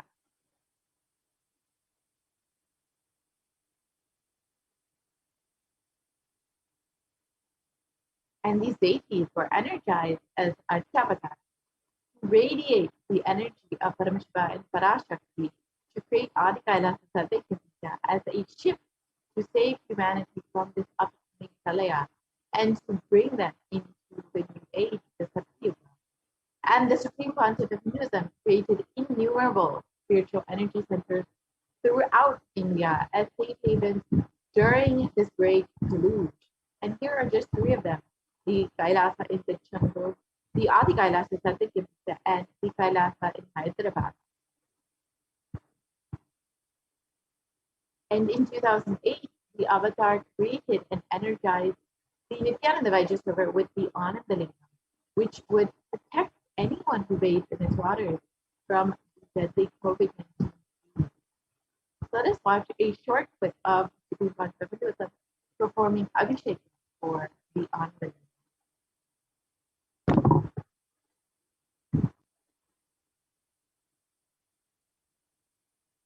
सहस्राक्षाय च चतुर्धन्मने च नमो गिरिशाय विष्टाय च नमो मेढुष्टमाय च शुमते च नमो ह्रस्वाय च वामनाय च नमो बृहते च वर्षीयते च नमो वृद्धाय च संवृद्धने च नमो अग्र्याय च प्रथमाय च नम आशवे च जिराय च नम शीघ्रियाय च शीघ्राय च नम ऊर्म्याय च वस्वन्याय च नम स्रोतस्याय च द्वीप्याय च नमो ज्येष्ठाय च कनिष्ठाय च नम पूर्वजाय च परजाय च नमो मध्यमाय च पगल्भाय च नमो च घन्याय च बुद्ध्याय च नमस्तोभ्याय च प्रतिसर्याय च नमो याम्याय च क्षेम्याय च नम उर्वर्याय च खल्याय च नम श्लोप्याय च वसान्याय च नमो वन्याय च कक्ष्याय च नम श्रवाय च प्रतिश्रवाय च नम आशुषेणाय च आशुरथाय च नम शूराय च वभिन्दते च नमो वर्मिणे च वरुथिने च नमो बिल्मिने च कवचिने च नम श्रुताय च श्रुतसेनाय च नमो दुन्दुभ्याय च हनन्याय च नमो दुष्टवे च प्रवृषाय च नमो दूताय च प्रहिताय च नमो निषङ्गिने च श्रुतिमते च नमस्तीक्ष्णे च वेजा इधिने च नमस्काय उधाय च सुधन्वने च नमस्कृत्याय च पथ्याय च नमः काट्याय च नीप्याय च नमः सूप्याय च सरस्याय च नमो नाद्याय च वैशन्ताय च नमः कूप्याय च वट्याय च नमो वर्ष्याय च नमो मेघ्याय च विद्युत्याय च नमः ईर्ध्याय च तप्याय च नमो वात्याय च रेश्म्याय च नमो वास्तव्याय च वास्तुपाय च ओम नमः सोमाय च रुद्राय च नमस्ताम्राय च अरुणाय च नमः शंगाय च वशुपतये च नमः उग्राय च भीमाय च नमो अग्रे वधाय च दूरे वधाय च नमो हन्त्रे च हरिकेशेभ्यो नमस्ताराय नमः शम्भवे च मयोभवे च नमः शंकराय च मयस्कराय च नमः शिवाय च शिवधराय च नमः तीर्थ्याय च कूल्याय च नमः पार्याय च वार्याय च नमः प्रतरणाय च उत्तरणाय च नमः आदार्याय च लात्याय च नमः षष्ट्याय च फेन्याय च नमः सिकत्याय च प्रवाह्याय च नमः ईरण्याय च प्रपत्याय च नमः किगंशिलाय च क्षयणाय च नमः कपर्दिने च पुलस्तये च नमो गोष्ठ्याय च गृह्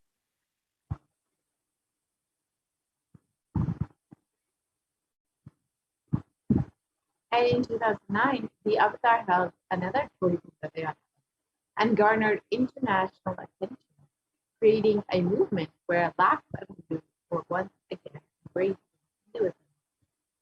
Let us watch a short clip.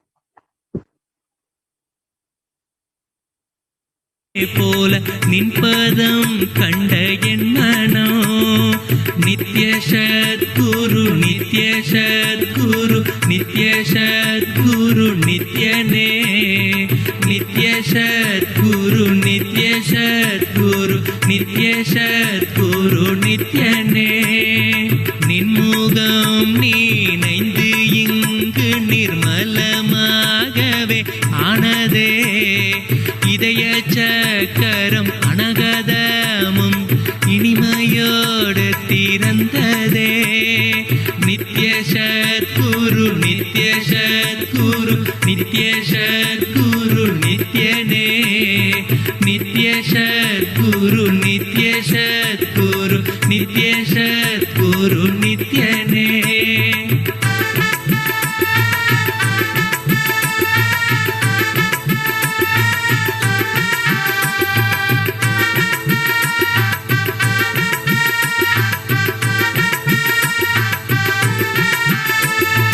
மற்றவர் கண்டு மறைகள் எல்லாம் கழன்று விசுத்தி அதுவும் அசுத்தியாய் பொறாமையோடிங்கு ஏக்கத்தோடப்பா புண்ணியம் எல்லாம் போனதே எரிந்தவயிரும் ஏக்கமும் சேர்த்து விசுத்தி அசுத்தியானதே விசுத்தியை தீர்க்க விமலனின் பதம் விரைந்து இங்கு வரவேணுமே நித்ய சத்குரு நித்ய சத்குரு நித்ய சத்குரு நித்யனே நித்ய சத்குரு நித்ய சத்குரு நித்ய சத்குரு நித்யனே ஆமை பூகுந்த எண்ணகந்தீனை பொறாமை பூகாது காக்கவே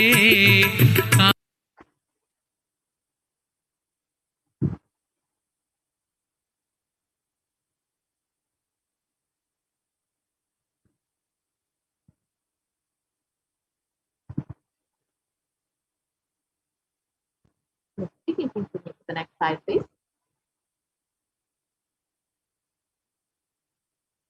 Wherever the avatar's feet have graced the planet Earth, there the seeds of super consciousness have been sown. With over 1,000 Kailas enlightenment ecosystems established all over the world, over 1 billion people have been enriched by the sacred secrets from our scriptures and blessed into the science of enlightenment. And in the next few slides, you'll just see some of the Kailas enlightenment ecosystems established by the Supreme Consciousness to bless humanity, to guide them through the Pralaya, and to create an ecosystem where the science of enlightenment can be shared. So the first that you see here is the Adi Nithyananda, the Kailasa Nido, which was the first Kailasa established by the Supreme Consciousness. The Adi Kailasa Sarvajñapita in Bangalore, India. The Kailasa in Tirunelveli. The Kailasa in Columbus, Ohio. The Kailasa in Los Angeles, California. The Kailasa in San Jose, California. The Kailasa in Seattle, Washington.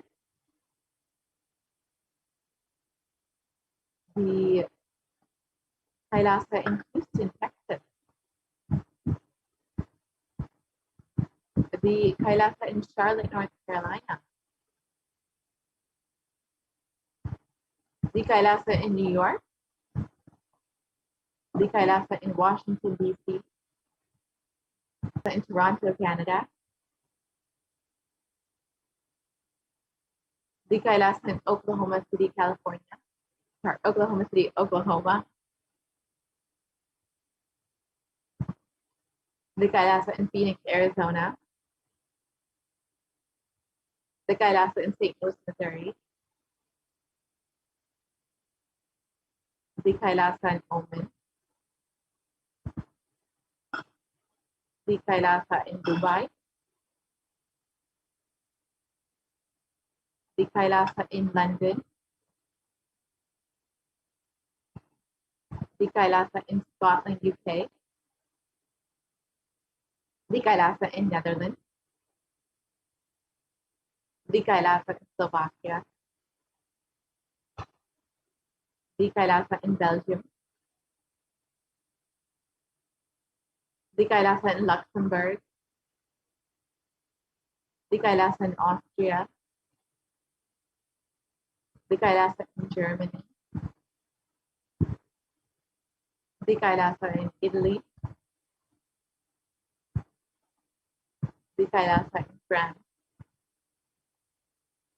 the Kailasa in Switzerland, the Kailasa in Mauritius, the Kailasa in South Africa, the Kailasa in Salem, the Kailasa in Hosur, the Kailasa in Patnam, the Kailasa in Varanasi, the Kailasa in Rajapalayam, the Kailasa in Hyderabad, the Kailasa in Kerala, and the Kailasa in Gujarat, which is the Yogi Service. The Kailasa in Tiruvanmiyur, the Kailasa in Alankulam, the Kailasa in Tambaram, Chennai, the Kailasa in Avadi, Chennai, the Kailasa in Chennai again, the Kailasa in Melbourne, Australia, the Kailasa in New Zealand, the Kailasa in Singapore, the Kailasa in Kuala Lumpur, the Kailasa in Guadalupe, South America. And all of these Kailasa were created as a to foster the science of enlightenment, to bring a superconscious breakthrough for this for humanity, and to guide them through this pralaya, and to ensure humanity survives this great cosmic delusion. The Supreme Pontiff of Hinduism created the sovereign order of Kailasa with thousands of sannyasis with no discrimination against caste or religion.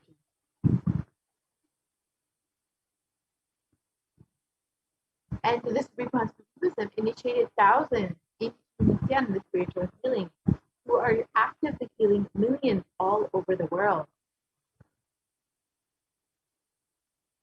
And over 2,500 satsang centers and Vadika mandirs have been established and operate as de facto entities of Kailasa. And the avatar has inspired millions to reclaim their Hindu-centric freedom. And thousands of Padayatras have been conducted by the Hindu diaspora worldwide, honoring the hard work of the Supreme Pontiff of Hinduism and the revival of Kailasa, and each one silently being prepared for what was to come to the future. And in 2017, devotees in Malaysia planned a Padayatra and executed it successfully with thousands participating, and the dying Hindu population being reinvigorated in Malaysia. And for every major festival, devotees from all over the world have conducted Padayatras out of their sincere devotion and love for the avatar. In over the past 26 years, the Supreme Pontiff of Hinduism has contributed immensely to humanity through various programs and has offered 1 billion free organic nutritious meals and continues to do so, and has enriched and reached over 1 billion people worldwide in 347 cities, 196 continents. And the Supreme Pontiff of Hinduism has established the world's largest Hindu university in US, Canada, Slovakia, Switzerland, and France.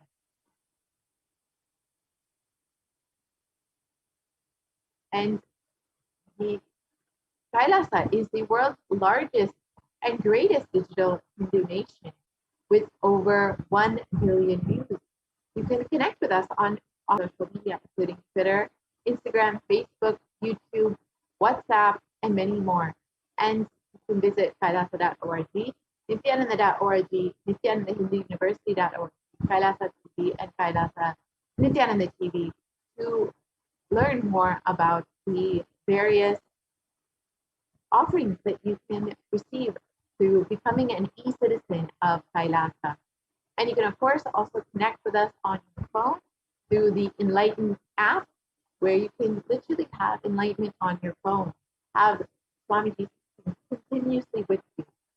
So if you would like to sign up for any of these and connect with us through any of these, you are more than welcome to do so and connect to become an e-citizen of Kailasa by visiting kailasa.org. And all of these offerings from the Supreme Concept of Hinduism are to enrich humanity, to guide them through this pralaya, and to bring the super conscious breakthrough for humanity. So if you would like, you can sign up today and avail all of the benefits of becoming an e-citizen of Kailasa.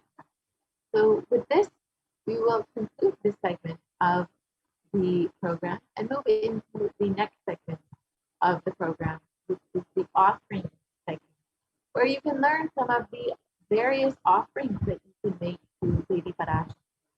Devi has been continuously blessing us, continuously guiding us, literally holding our hand as our mother through this pralaya to ensure that we are protected. And if you are just overflowing with gratitude and love for your cosmic mother, you are welcome to stay tuned to the next and see how you can offer your love to Devi through the various offerings. So we will be right back after a very quick break and enter into the offering.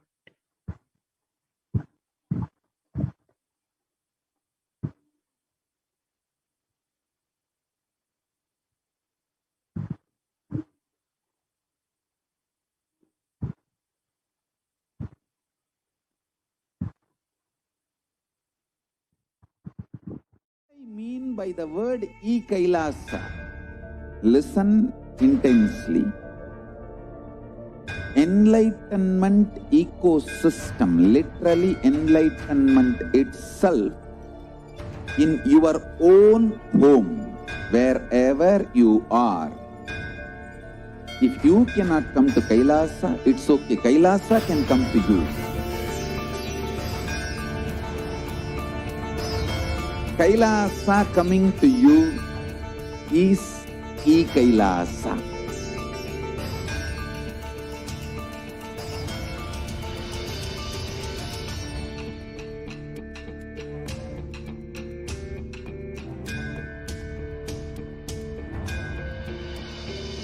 I will revive Hinduism. I am a Hindu revivalist, not by any revolution, but by evolution.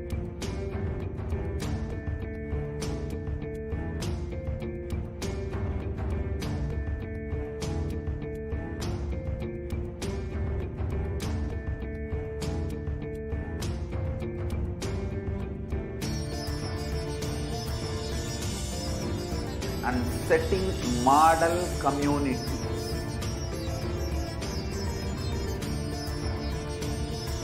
Kailasas, enlightenment ecosystems, Sarvanya Peethas all over the world.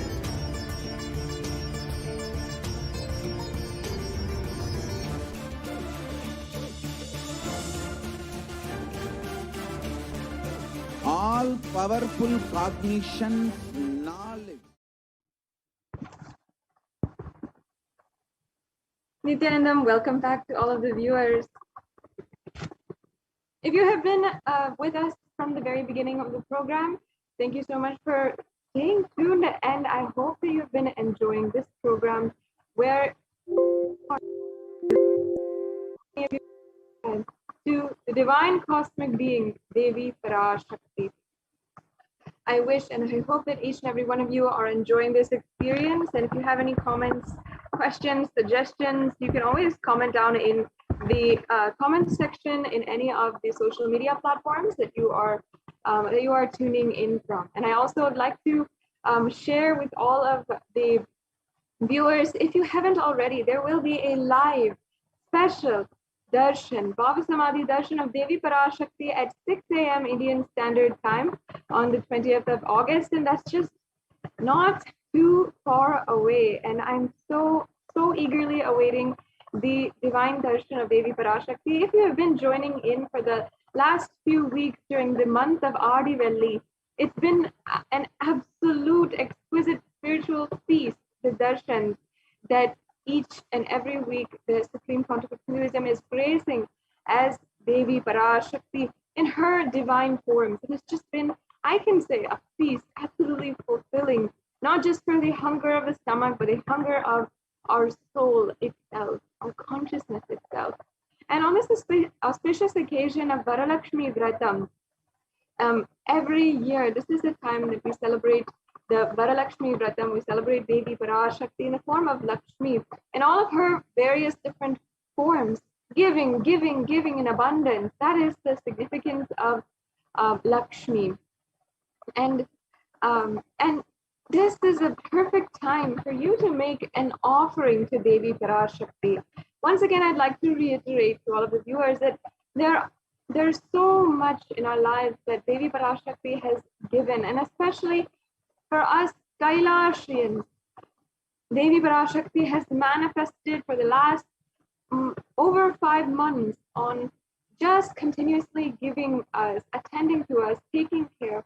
No matter where we are in the world, no matter if we are joining in from Kailasa's de facto spiritual embassies, or if we are joining in on our own, just connecting through social media, if we are connecting available, manifesting through the Supreme Pontiff of Hinduism, answering our questions and giving us and granting us our boons, revealing the past, present, and future, guiding us through these extremely intense and strenuous times. And especially for us Kailashians, we know, at least we know, and if I'm talking to any of you Kailashians out there, we know that Devi Parashakti has literally made us feel as if we are inside, we are in the calm of the storm. While so much is going on outside, social upheaval, a global pandemic, lockdown in all fronts, we are safely sitting inside attending Paramashivoham program or attending the Kailasa courtyard sessions. If any of you are tuning in right now and joining us, this is the time that we can offer our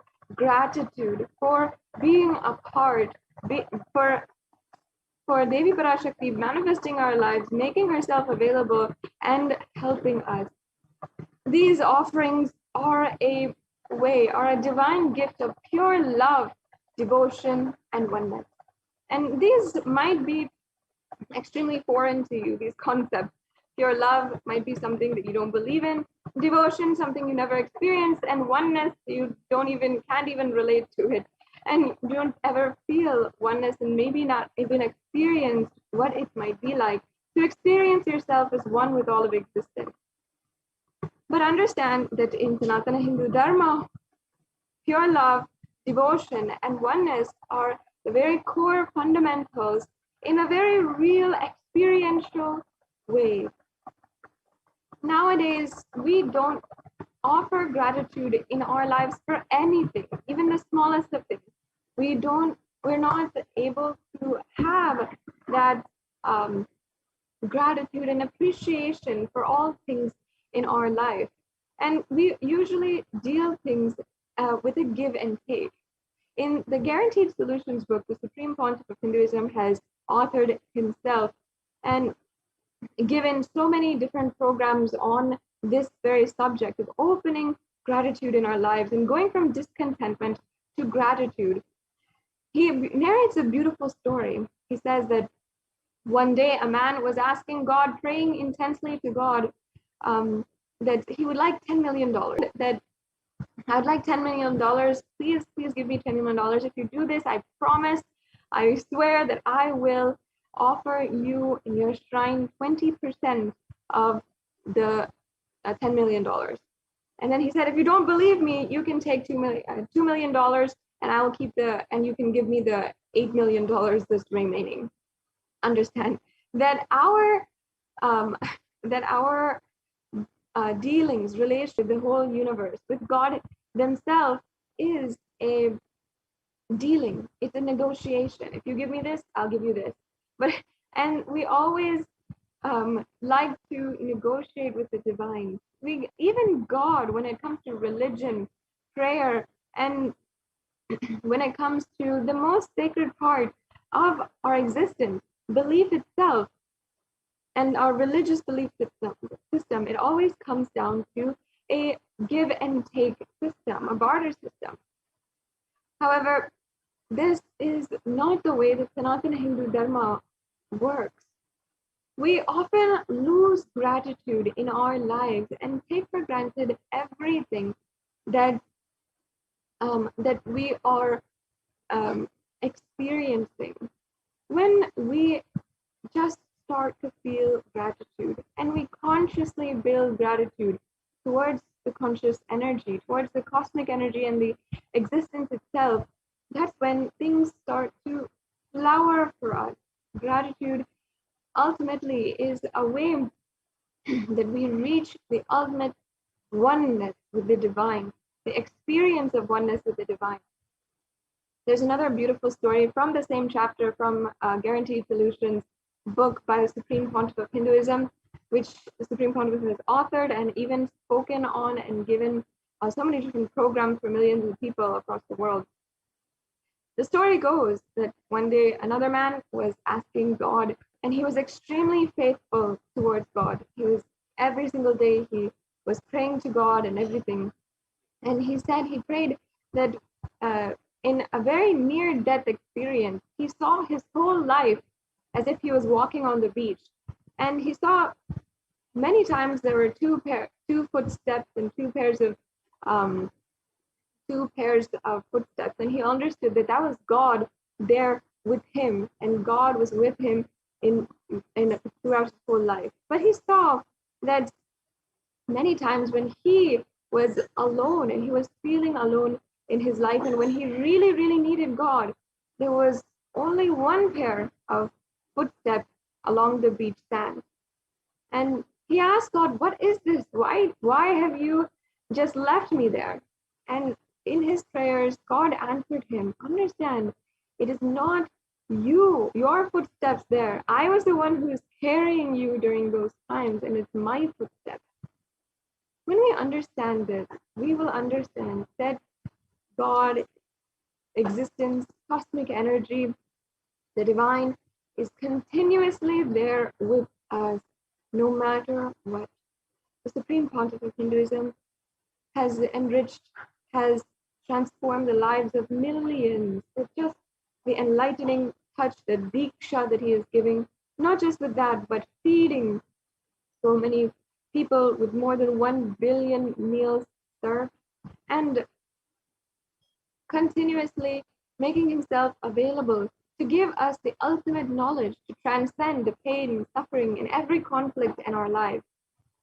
The Supreme Pontiff of Hinduism, during the darshan, and when a devotee, a person who goes to him and requests for something, often the response they get is, I'll take care, I'll be with you. It's just these words that has brought so many millions of people, including myself, through the toughest times in their life, and even through this global pandemic, and has made them survivors, leaders, and agents of change in the world to transform and become the highest reality that they would want to be. So it's not just myself, but so many millions of people who can attest to the fact that this simply offering our gratitude and understanding that the Supreme Pontiff of Hinduism, incarnation of Paramashiva himself, and the divine cosmic beings will simply take care of us. And existence is carrying us forward. That helps us understand when we consciously build this, we are literally manifesting, paving the way towards experiencing oneness. Understand that there's actually two religions in the world, the two types of religions. One is a religion out of prayer, when we continuously ask, even in our prayers, we are just asking for things. And there's another, which is the religions of gratitude. The religions of prayer and praying out of fear of God or out of greed for something never lead to transformation. That's what we should understand deeply.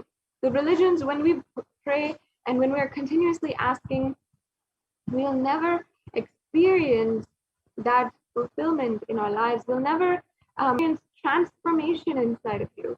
When we experience gratitude, only then we are paving the way towards transformation, and we are consciously building the transformation that is going to happen on us. We will see that existence simply showers on us. So that is the context behind every single offering, consciously building gratitude. And understand that the Supreme Pontiff of Hinduism always says that through these offerings, until you manifest your reality as you wanted, we will manifest it for you. So even whatever you want in your life, don't worry, we will take care. And through these offerings, as we have seen so many times, we'll be able to simply see your manifest your reality as you want it. So we'll be going through and literally peeling layer by layer, understanding the various offerings that we have, how we can consciously build our gratitude in our lives to Devi Parashakti and to the Supreme Pontiff of Hinduism, incarnation of Paramashiva. And before I enter into this segment, I would like to first offer my love, my gratitude to Devi Parashakti through this Dhyana Shloka. And the Dhyana Shloka is nothing but the beautiful remembrance of Devi Parashakti, remembering her beauty, her radiance, her resilience, and her power, and admiring that for myself, cherishing that within my inner space. And now let me chant the Dhyana Shloka, and let us all be in that space as we are entering into this segment. Indunivabedakaravahinayanam syat pankajabharabhayajapakshasarayuktam angahimabhushana vichitravasanam syat tunga mukkattojwalamanonmani swarupam.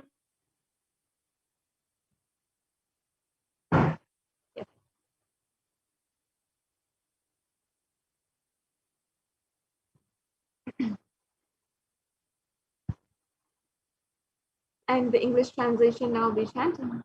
Moonlight face holding the Vedas on hand, fire in eyes with lotus flower, gracing and blessing hands in one hand with the Japamala, beautifully decorated with jeweled ornaments and wonderful clothes and shining bright crown. Her name is Manonmani.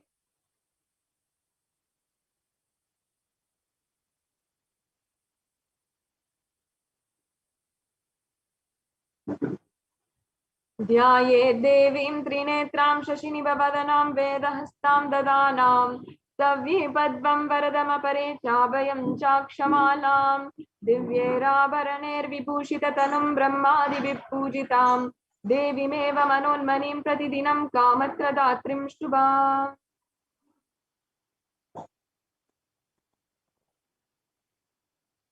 And the English translation once again. I meditate on Devi with three eyes glowing like the moon and holding the Vedas, lotus and gracing with blessing and gracing hands. She is wearing beautiful ornaments and she is worshipped by Brahma and other many gods and showers auspicious boons for all actions every day.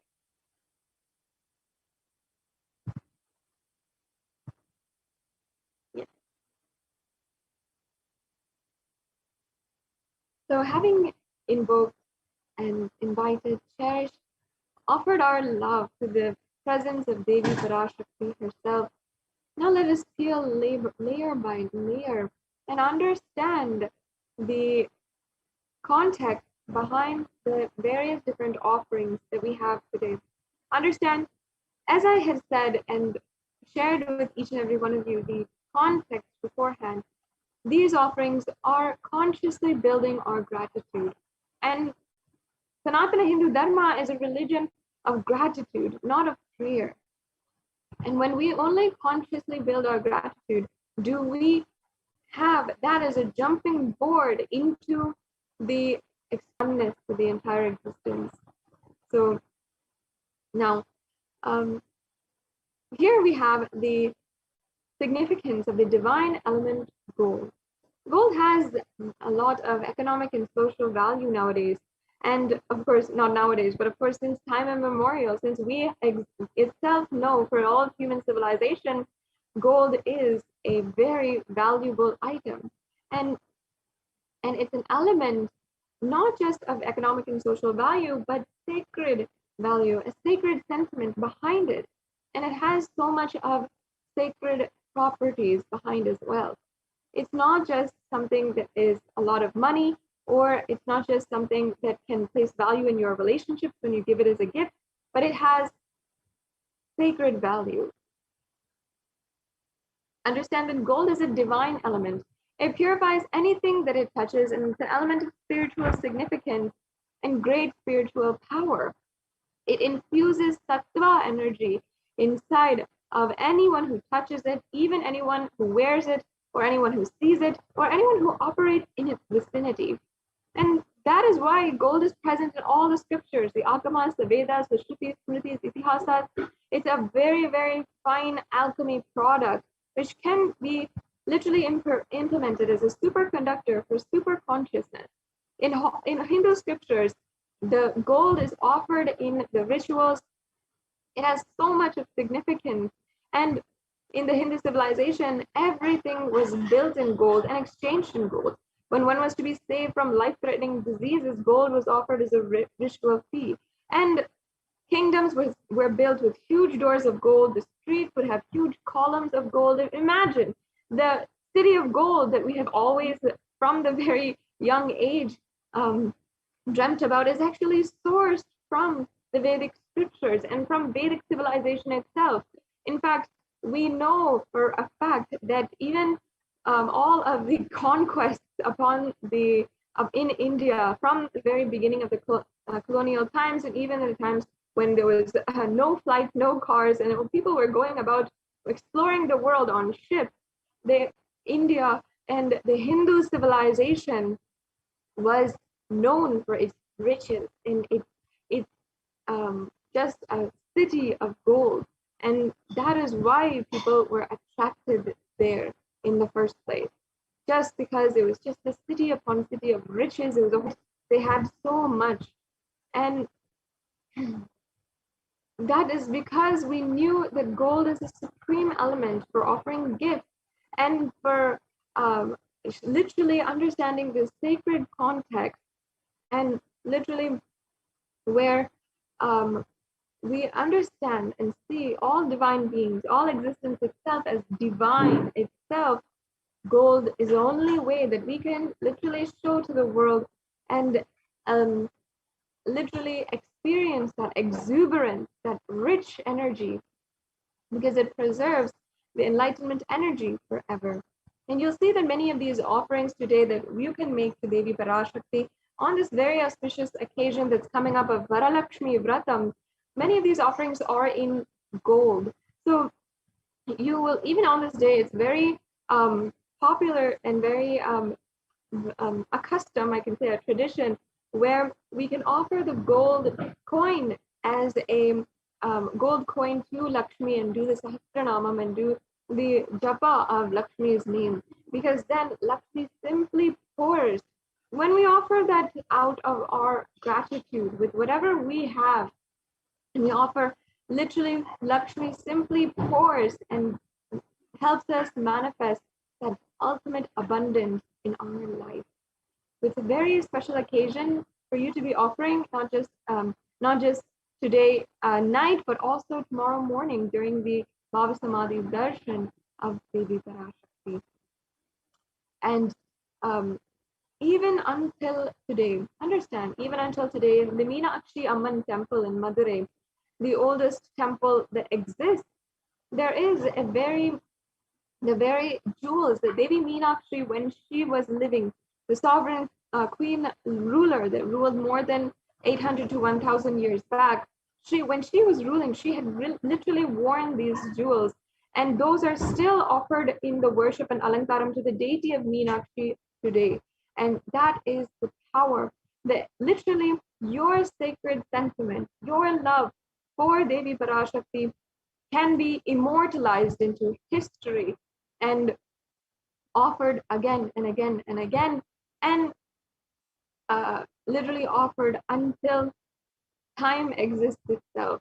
So this has literally so much of value in each and every one of these offerings. And once again, I'm saying that there's such an auspicious time as well to offer for the Varalakshmi Vratam occasion. So let's now enter into all the different offerings that we have today. We have the Ihundi offering first. This is a very simple offering, and in our tradition, Hindu tradition, it's not just offering we make for our special occasions, or we make for when we are going on into something new in our lives, and when we have decided, yes, God has given me everything in my life, let me move on to the next. That's not the only time that we offer, but every single day we offer out of our gratitude for giving us the energy to move to the next day, to see the whole life with newfound inspiration and so much of energy. We offer this Ihundi offering. And in fact, we go to the temple every day because we are naturally attracted to a higher power. In fact, even if in your life you feel that you might not have the belief for God as it says, but you are naturally attracted to higher power, why then can you say that you might be so infatuated with things that demonstrate highest power in your life, whether it be in the field of business and relationships, or even in the animal field, even when we are going in, even in the animal kingdom, even when we go to the zoo? Why do we have so much of infatuation with the tigers and lions? Because they demonstrate power. And somehow we are reassured inside of us when we see the higher power in our life. And in Hindu civilization, we understood that, we knew that the existence of divine energy literally gives us that reassurance. And for just that giving us that reassurance, yes, I know the existential energy is there, it's taking care of us continuously, we offer out of gratitude. That is the significance of the Kundi offering. And every day, even I remember every day when going to the temple, even if my whole family was a part of the temple and we were so involved in the temple, simply we will offer a few coins, $1, how much ever we want into the hundi. My mother would give me a few coins and I will simply just offer, put it in the hundi. And it was not out of a prayer or anything like that, but just simply because we'd like to offer, and Devi Parashakti has made herself available for each and every one of us. So that experience, to complete the experience of the temple for you, we have brought that to the digital platforms, and you can offer it through the e-hundi. So this is once again a general donation that you can make. A general donation that you can make either out of on the YouTube super chat is one option, where you can, if you are joining in from YouTube and you know it's a super chat option, or you can go through the payment links and the payment gateways in order to make an offering through the e-hundi. And of course, here we have the verse from the scriptures, where it shows us how Devi Parashakti is the acceptor of all devotion. Bhakti Priya, Bhakti Gamya, Bhakti Vashya Bhayapaha, Shambhavi Sharadaradhya, Sharvani Sharmadayini. Of true devotion and is realized through true devotion. She can be won over through true devotion, and she removes all fears.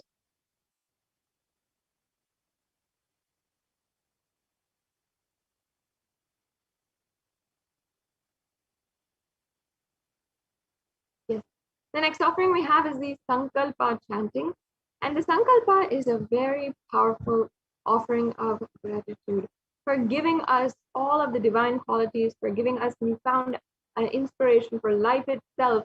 It's a very powerful offering of our gratitude for having given us life itself. And literally embedded within its lines is the gratitude for giving us all of the qualities, the divine qualities such as Kshema, Stairya, Virya, Vijaya, meaning even forgiveness, stability, courageousness, and Vijaya, which is victory. So it has so many different blessings inside of it, And we are just simply offering our gratitude to the divine for this. Now, let me just chant this pramana that we have and explain it, which gives us further more understanding, clarity, and beautiful context towards the towards this offering. Tayetam mohate vishvam shaiva vishvam prasuyate saya chitta vijanam pushtarudim prayachati.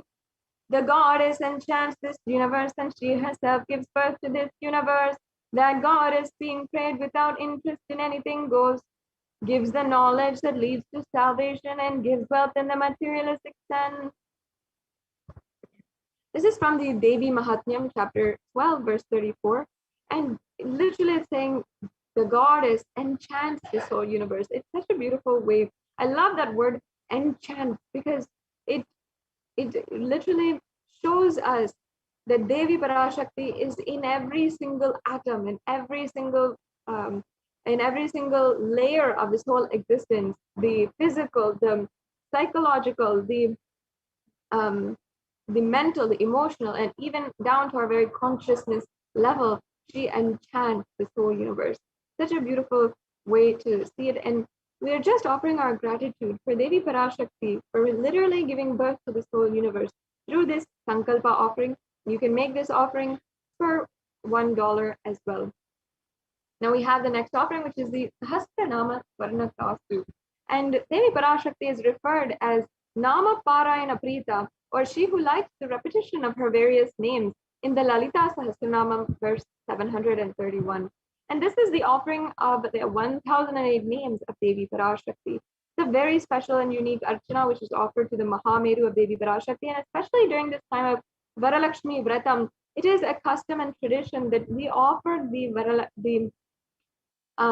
Varalakshmi Vratam, the Puja, Varalakshmi Puja, and we offer even the to Devi Parashakti. And here, this offering is the gold coin inscribed with each of the 1008 names of Devi Parashakti. And this is offering of gratitude of all of the divine qualities in that we might have. For example, you might feel you have so many divine or even qualities such as being able to love, being able to have intelligence. All of these are the qualities that we are that have happened in our life, and for some reason we might even take these for a story from the Guaranteed Solutions book, from the chapter on the discontentment to gratitude. Once again, the Supreme Pontiff of Hinduism narrated a story where once a geography teacher had been telling her class what are all the different 7 wonders of the world, and they started to name off the Great Wall of China, the pyramids of Egypt, and they also named off the Taj Mahal and so many other 7 wonders of the world. And one girl who was sitting in the back of the classroom was sitting very quietly, and she didn't understand what was going on. And the teacher asked her, "What's going on? Why are you not participating?" And she said, "How can there be only 7 wonders of the world? I have so many different wonders I can list off. I can see, I can hear, I can experience my life, I can love, I can laugh. All of these are the wonders for me." And that then immediately there was a penetrating silence in the whole classroom. The teacher herself was in awe that a small child can understand so much about our life and how much we take for granted. When we are offering these Sahasranamam, we are literally remembering each of the divine qualities, the qualities which are innately inside of each and every one of us. You'll see many of these qualities and all of the embodiments of Devi Parashakti, the names of Devi Parashakti are different forms and different names that we chant, and are innately actually a very divine quality, a representation of a energy. For example, intelligence is Saraswati.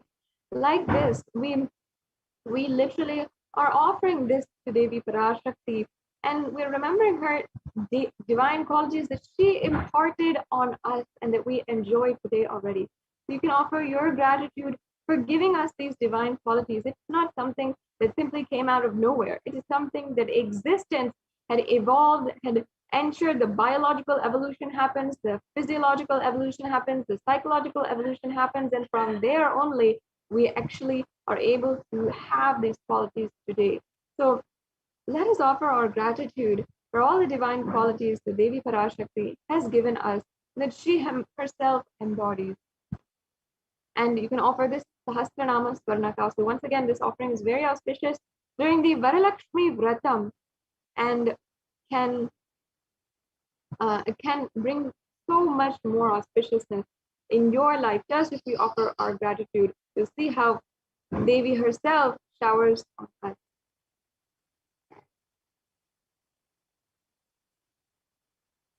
We have next the Mukta Anguti, and here we have the verse from the Meenakshi Pancharatnam, which I'll now chant. Muktaharanala Kirita Ruchiram Purnendu Vaktra Prabham Chinjannu Puri Kinkini Manidaram Padma Prabhavasuram Sarvabhita Palapradam Girisutam Vani Rama Sevitam Meenakshim Pranatosmi Santatamaham Karunyavaram Nidim.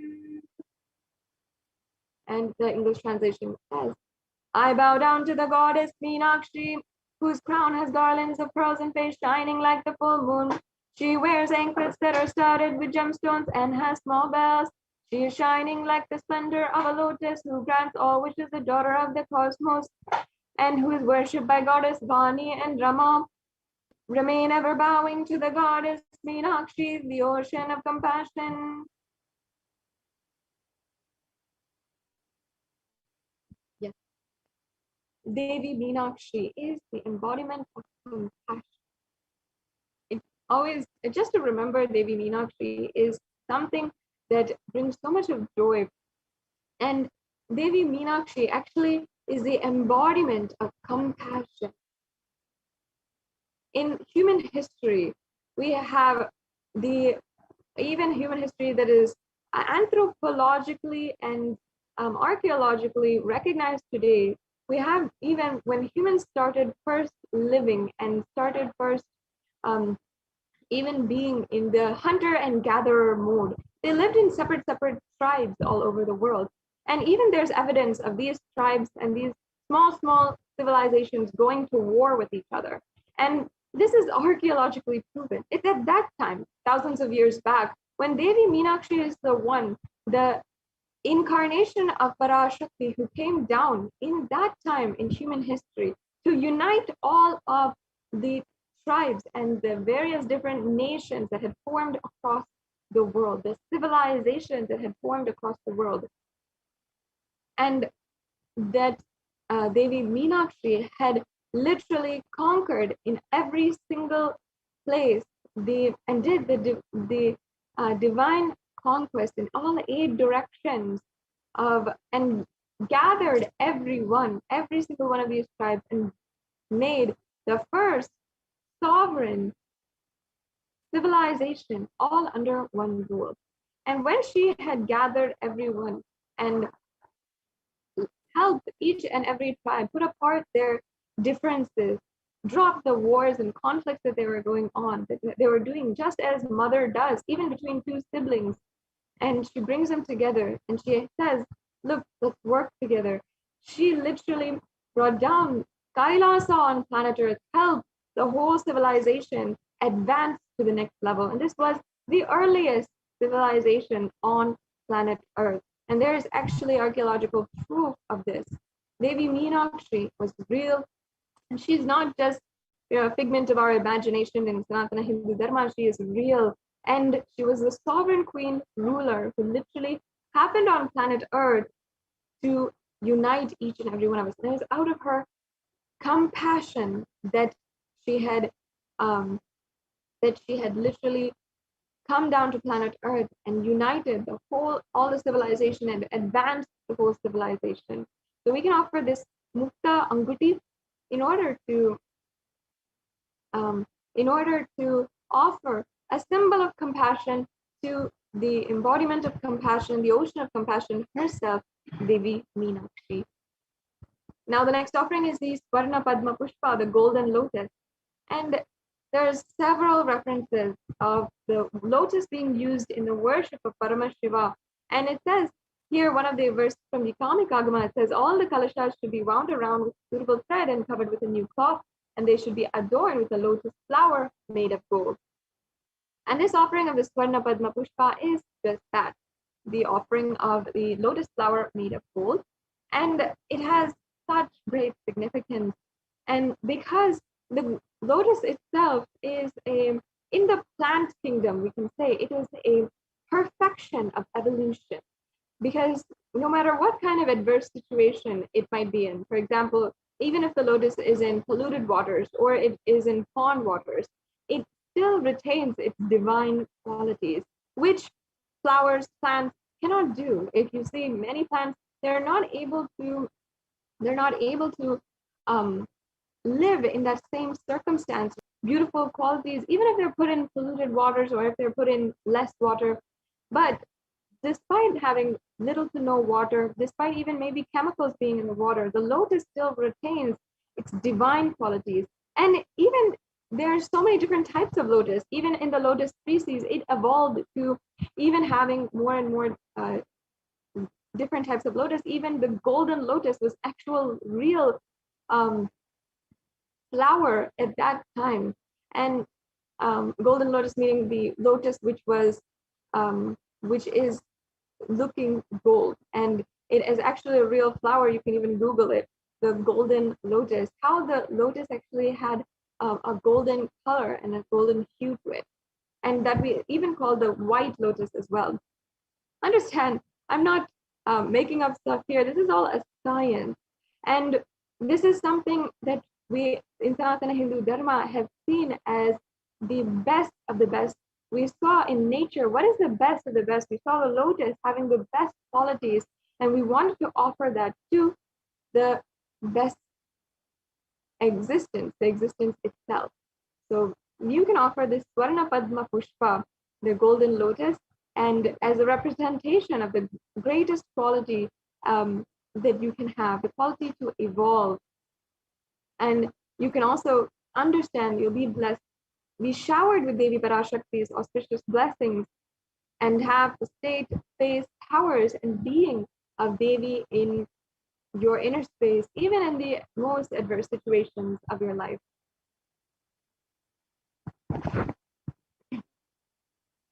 The next offering is the Swarnameti, the golden toe ring. And here we have a golden jewelry which you can offer to Devi Parashakti. And as I said, these offerings of golden jewelry, the offering of gold has so much of significance, and it's literally immortalizing your love to Devi Parashakti for thousands and thousands of years. And there's a beautiful verse from the Saundarya Lahari composed by Adi Shankaracharya, where he literally sings the glory and the greatness of Devi Parashakti, and Devi Parashakti herself. And he comes down to say, yes, her smile is so beautiful. Her hand, the Abhaya Mudra that she gives is so compassionate. And he describes Devi Parashakti. Even he says that her very toenails, leave aside everything else in the Devi Parashakti, the greatness of Devi Parashakti. But even her very toenails, the last inch of her body, is so beautiful, and it has the power to literally remove the darkness, remove ignorance from your life, and to remove from the minds of devotees the ignorance and the pain and the suffering. Understand that this reflects the concept, the cognition that we have of all of existence itself. Even the last inch, the last beings that you think about, the stones, the rocks, even that we worship, we invoke, we see as God itself. So understand the greatness here, the greatest beauty Adi Shankaracharya had described, and how we are literally offering gold, offering and adorning the embodiment of Devi Parashakti with a toe ring. And nowadays, it's become a fashion statement to wear toe rings and that kind of thing. But understand that in Sanatana Hindu Dharma, we have the real context behind why we are adorning ourselves, why we are adorning our Devi Parashakti with the toe ring. Understand, actually, every woman in Hinduism is worshipped as Devi Parashakti. Even upon her wedding ceremony, she is adorned with this toe ring.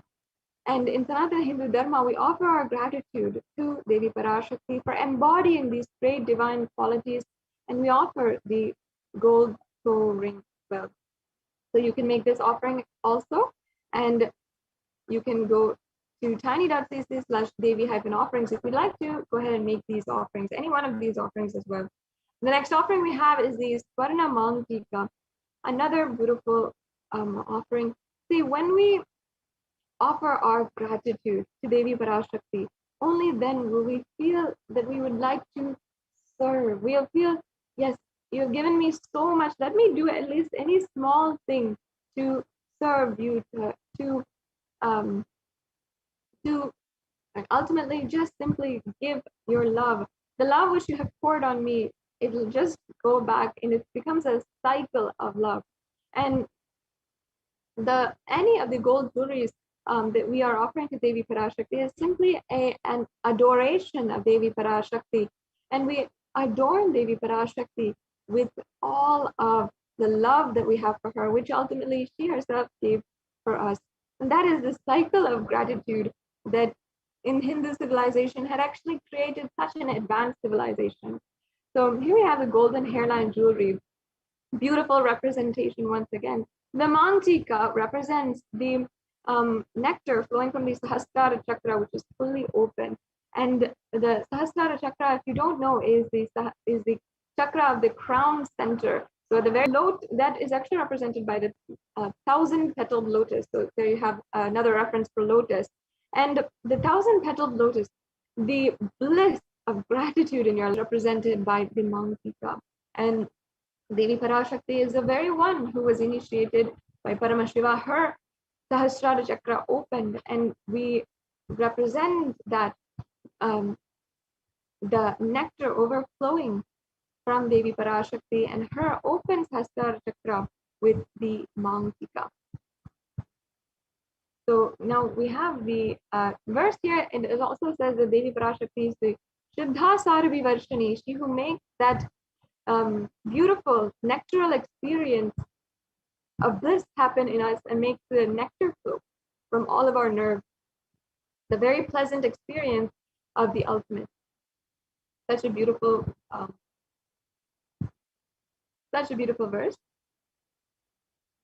Yes. Now, next we have the next offering here, and I'm going to be going through the next offerings very quickly because we already are in time for the next segment here today.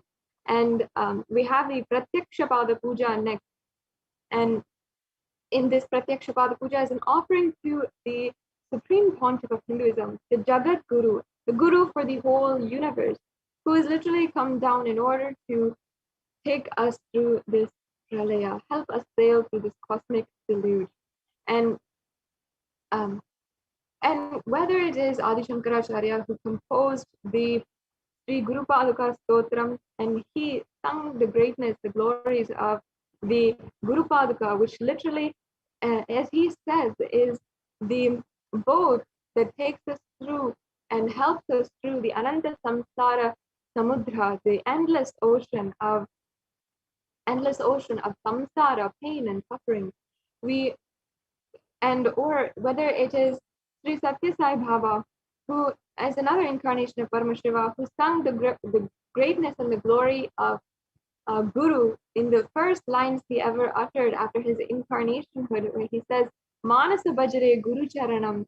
And he said, literally, that means my heart, my whole being, my whole Manasa sings Bhajare, the glory of the Guru Charana, the Guru's Padukas or the Guru's feet. And even if it is of course, the Supreme Pontiff of Hinduism himself, who has narrated, has initiated so many millions of people into the very Guru Tattva itself and the Guru-disciple relationship, where he himself is manifesting as Arunagiri Yogeshwara and helping each and every one of us enlightenment itself. So in all of these ways, the Guru Paduka and the Guru is such a beautiful way in our lives to attain enlightenment. And not only that, they have already given us so much. So offering of the Guru Paduka Pratyaksha Pada Puja is one of the best ways you can offer your gratitude. We also have the Vastra Seva as well. And the Vastra Seva is another way you can offer your gratitude to the one who has literally given us the protection of every single moment in our life, has given us protection. We're just giving this sacred thought, offering our respect, offering our love and adorning him, and offering us and saying, at least let me clothe you and protect you, decorate you in any way that I can. Yes. So this brings us to the conclusion of all the different offerings. I hope that some of these offerings have ignited your yearning to experience the ultimate oneness in your life. And you will be able to see there are several different offerings that you can do today. And that there are several different levels of the offerings. You don't have to feel any impossibility. That's another beautiful thing. Understand again that the Sanatana Hindu Dharma is not a religion of prayer, it's a religion of gratitude. And gratitude can only help us pave our way towards enlightenment, an experience of oneness itself. Seems to be there's technical glitches. I think we can stop this screen share and restart if it's need be. And you can ensure that you are offering your gratitude, consciously building the oneness experience inside of you. And the Supreme Pontiff of Hinduism has ensured that even if you want, once you can offer in any different level that you want. Even if you feel that perhaps right now you cannot offer so much of money or so and immediately offer, you have two options. One is you can make an offering of any amount through the e-hundi offering, or you can register in the at the URL tiny.cc/Devi Bhava Samadhi and Bhava Samadhi Darshan. You can see we can have that link projected. And in that link, you will be able to fill out a brief form. Yes, thank you so much. You can see the link now. Thank you for showing that. It's tiny.cc/Bhava Samadhi. And sorry for the technical glitch. And in this link, you can make sure that you are getting to know all the different offerings that you can make. And yes, thank you. You can see how you can make the payment today. So once you go to the link tiny.cc/Devi-offering, you'll be led to a page where you can select the offerings. You can add that to your cart and then proceed for checkout. So yes, okay, this is the gateway, and this is where you can select the payment that you'd like to make. Sorry, select the offering that you'd like to make, and then you can add that to your cart. And you can proceed with the next step. So as you can see, as all of us are going online nowadays with even our shopping and everything, now Kailasa has brought to you making an offering through the digital platforms. So in this few short steps, you can simply make an offering, and it can be a very easy experience for you in just a couple of clicks. And you can also make an offering through the YouTube super chat. If you're joining us from YouTube, which I know that many of you are, I see the comments and the interaction. And you can always make a donation through the YouTube super chat, which YouTube has very coolly given us a way to make a donation and make an offering if you want as well. And as well, if you want to know of the future offerings, I invite you once again to go to the link. Oh, here we have the YouTube super chat, And first of all, I invite all of the viewers, if you are joining with us from YouTube and you're not already, please join on our channel. You can become a member of this channel, and that gives you access to more than 7,000 videos and more than 20,000 hours of the various different solutions for your life brought to you, revived by the Supreme Pontiff of Hinduism. And you can also use this platform in order to make a donation if you want to, and in order to make an offering. So you can go to the YouTube super chat. You can see the $sign in the right-hand side corner of the chat, and then you can make a donation. You can make a donation through the credit card, through debit card, or through PayPal today. So, yes, I see so many of you are watching, and many of you have made donations. Thank you so much for your offerings and your donations towards Kailasa. It's always so amazing, and being able to interact and see each and every one of you commenting and making excited comments.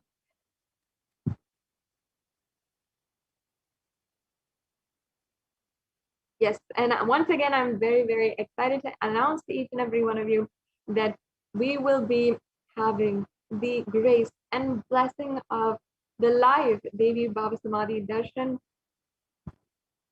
on the occasion of Varalakshmi Vratam. So in a few hours, we're entering into that auspicious time, and I can feel it literally in my whole being, the auspicious time that is fastly approaching us. And you can ensure that right now is the time that you are getting prepared. You are staying tuned, especially to the programs. Make sure that you are liking and connecting with each and every one of us, every one of the social media platforms where Supreme Pontiff of Hinduism has made himself available, so that you can get connected to all of the different notifications, and make sure you don't miss out on any of the announcements that are coming forward. So now we'll be moving on to the next segment of today's program, where Devi Parashakti has literally manifested in so many different ways, has guided each and every one of us in everything possible, and even through the form of the Supreme Pontiff of Hinduism, taking care and ensuring that even during the pandemic, the ongoing pandemic that is going on, that each and every Kailasa that Supreme Pontiff of Hinduism has established is opened up as a multi-quarantine center. And we have joining with us a representative from the Adi Kailasa Sarvagnya Peetham, one of our most senior sannyasis, who has literally been hard and been contributing and been in the very ground level, working continuously in order to bring and open up this very beautiful opportunity and saving the lives of millions of people that the Supreme Pontiff of Hinduism has literally made available and has been on the ground and ensuring that is happening and being executed, and protecting, saving the lives of millions of people. So we'll now be entering into the next segment of today's program by Dayami Swami. It's always so nice and so amazing to me, at least, to be able to introduce Dayami Swami, share the next segment in today's program. So we'll now be entering into the next segment, and we will understand how the Parashakti has manifested and has literally been taking care of millions of people through the hard work of the Kailasa quarantine centers and Kailasa COVID care centers that the Supreme Pontiff has opened up. Thank you, Ma Sadashivapriya. Nithyanandam, everyone. Welcome back to this segment of this revival. In this segment, we are going to see the revival of the temple sciences and ecosystem by the Supreme Pontiff of Hinduism. With the blessings of the Supreme Pontiff of Hinduism, Jagat Guru Mahasannidhanam, His Divine Holiness Bhagwan Nithyananda Paramashivan's blessings, let's start with the Sadguru Vandanam.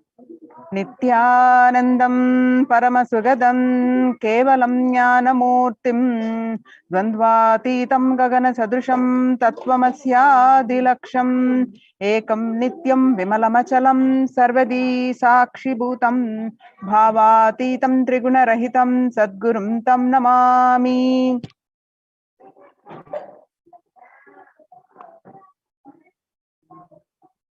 So as you see across the India, the many famous temples are in lockdown period, a shutdown for an indefinite period. You see the temples are from the Siddhi Vinayaka temple and the Shirdi Sai Baba temple in Maharashtra, and Puri Jagannath temple remain closed for the public, and the famous Puri Jagannath temple.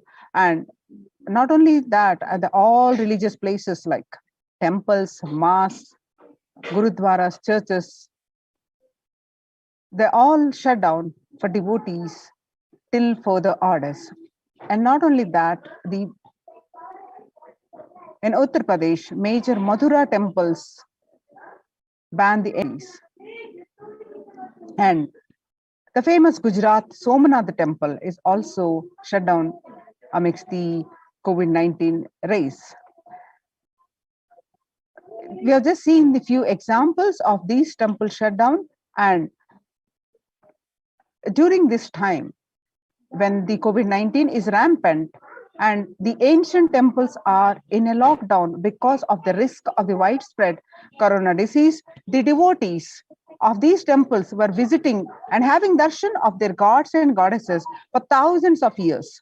Yet all these ancient sacred sentiments have come to a harming halt after the lockdowns have taken place. The religious fervor of the devotees is being lost due to the pandemic. The Supreme Pontiff of Hinduism is reviving the e-Kailasa ecosystem and bringing all the ancient traditions of the online platforms on Kailasa TV, YouTube, and Facebook. So we will understand more about why temples and why deity worship, and what is the temple structure and how the temples radiate the energy, and how it is relevant, very important aspect of our life to have these temple-based ecosystems.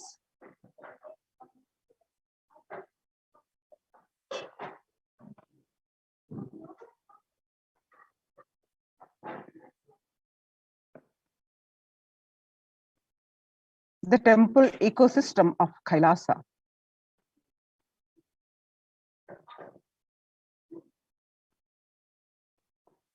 The Supreme Pontiff of Hinduism says, reviving the enlightened civilization is the vision of Kailasa, the purpose of my advent. Paramashiva assuming this body and manifesting. Kailasa is basically an enlightened civilization where everything happens based on the ultimate cosmic principle and ultimate possibilities and powerfulness. You want to know about the universe? They will show you the universe and teach you. And you want to know about the cosmos? They will just show you the cosmos and simple and straightforward way. In Sanatana Hindu Dharma, we had at least 10,000 sampradayas, religion, spiritual traditions, keeping this enlightenment science alive. Each Hindu sampradaya is a spiritual ecosystem created for keeping the enlightenment science alive.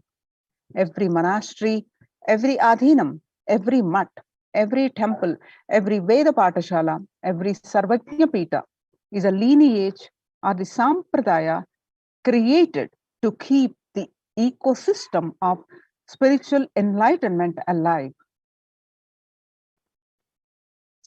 Some may be Shakta. These are the various traditions. Some may be Shakta, some may be Yoga, some may be Vedanta, some may be Yoga, some may be Tantra, some may be Yoga Vedanta, or some may be Yoga Shaiva, some may be Vaidika Shaiva. All kinds of permutation and combination. Each temple, each mutt, each monastery, each adhinam, each Veda Patashala, each Sannyasa Sampradaya is a spiritual ecosystem created to keep the enlightenment science alive of that sampradaya. So Hindu temples are not just worship altars or religious congregation place, or just memorial for certain legendary person or incident. Hindu temples are residence of God. That is why in Chidambaram, Nataraja is one of the Dikshitar. And in Srirangam, Ranganatha is one of the Bhaktar and who is doing the puja himself. Understand? The temples are a residence of God in any traditions of across the world. There was a time in Hinduism, we had 56 nations, independent nations, 200 states, 1,700 provinces, and 10,000 sampradayas. Almost 95% of them, population of those days was Hindus. Slowly, the brutal terrorists invading life negative gangs enter, destroy the spiritual ecosystems, the enlightened ecosystems. In last 1,000 years, we did not have a single nation, we did not have a single state, we did not have a single province practicing Hinduism as a state religion legitimately. And in 10,000 sampradayas, without any doubt, I will say only 200 are left alive, struggling to be alive. And there are three unique things of Hinduism: ability to make the divine land and get rooted in the deity, that is called Prana Pratishta. Second, the incarnations landing, the ecosystem where the incarnations land, the enlightenment spiritual ecosystem where the incarnations happen. Third, the devotion to the feminine consciousness, that is the Devi worship. These are the unique to Hindu tradition. So Kailasa is a place where everything related to super consciousness is revived. All the sampradayas, all the spiritual ecosystems created for enlightenment will be revived and established in such a way it never gets lost again. They are there forever, serving the humanity. The enlightenment ecosystem, Adi Kailas. Like Adi Kailas, every monastery, temple is an ecosystem for keeping the enlightenment science alive and flourish, which can automatically make people enlightened.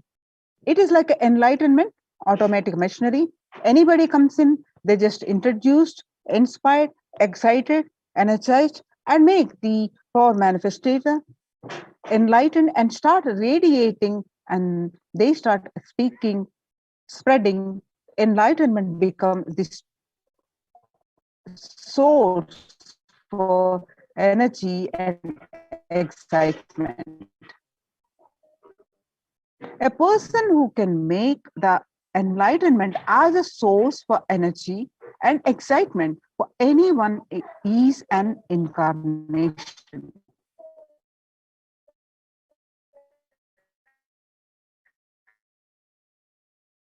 Fortunately, just in making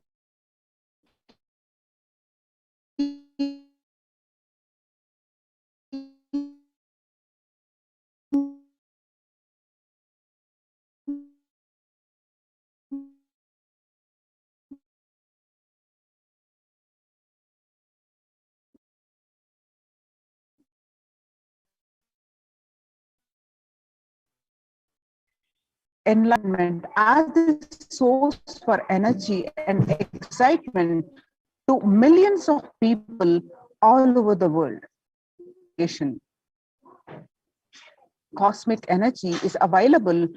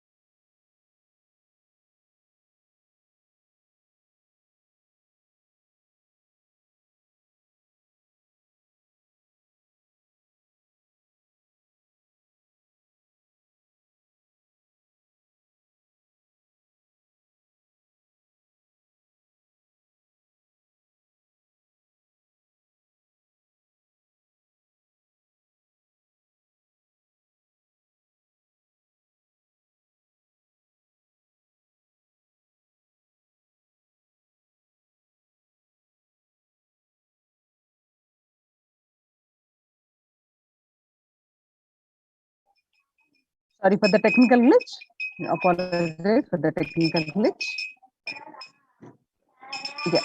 So just as a rich man leaves behind his wealth for the next generation, after he leaves the body, enlightened masters leave behind the huge energy that they bring with them in the form of temples.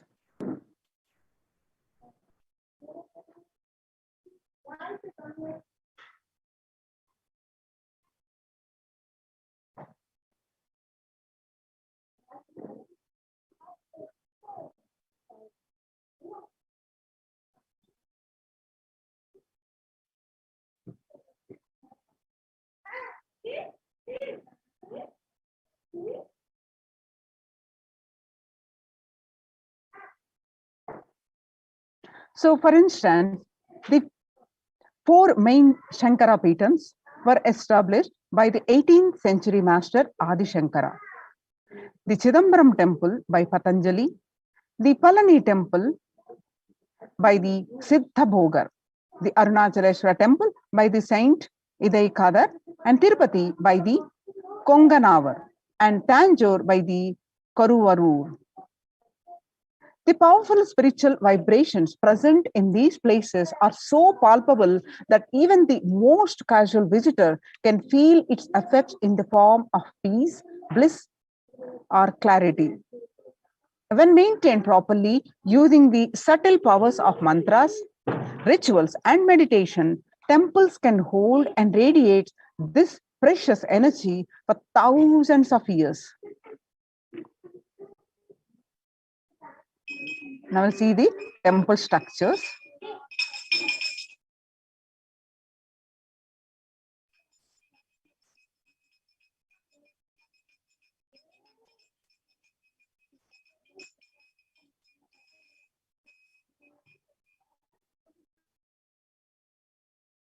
In Hinduism, temples are designed as energy centers energized by the great enlightened masters to radiate the enlightened master's presence even when they leave their body. Temples are found deliberately at a place where the positive energy is available abundantly from the magnetic and electric wave conveyances of north and south poles push. The idol of God is set in the core center of the temple, known as Garbhagruha or Sanctum Sanctorium. This is the area where the Earth's magnetic field is discovered to be the most extreme. Therefore, it's the Dvajastambha, the flagpole, behaves as a transformer. The huge domes are for amplifying the energy. The temples were systematically built for the transmission of energy on a large scale. Temples and the enlightened masters.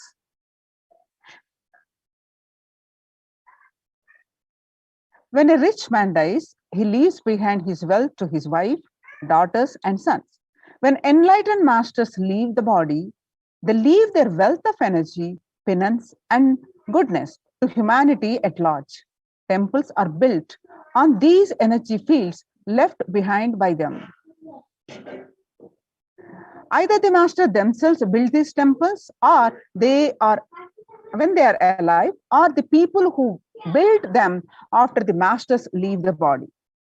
These temples are further sanctified through rituals that harness the divine cosmic energy. The famous temple at Kedarnath in the Himalayan range was built by the great master Adi Shankara. The Arunachaleshwara temple of Tiruvannamalai, South India, is ascribed to a great saint called Idai Kadan. And these temples are divine gifts of these great masters to humanity. There are two types of people. The first type generate energy from their own system. They are like solar system. Wherever they are, they produce energy. They radiate energy. Whatever they do, they excel in it. Whatever they touch flourishes. They are the ones who nourish the world, and they are the enlightened masters. And the second type of people are those who have forgotten the art of producing energy from their inner source. These people may flourish, but maybe in one or two ways, and that too out of the superficial energy source called mind. Since their source is superficial, multidimensional flourishing remains a dream for them. These are the ordinary people from the world. The first category of people help the second category of people by giving energy a clear-cut technology to achieve.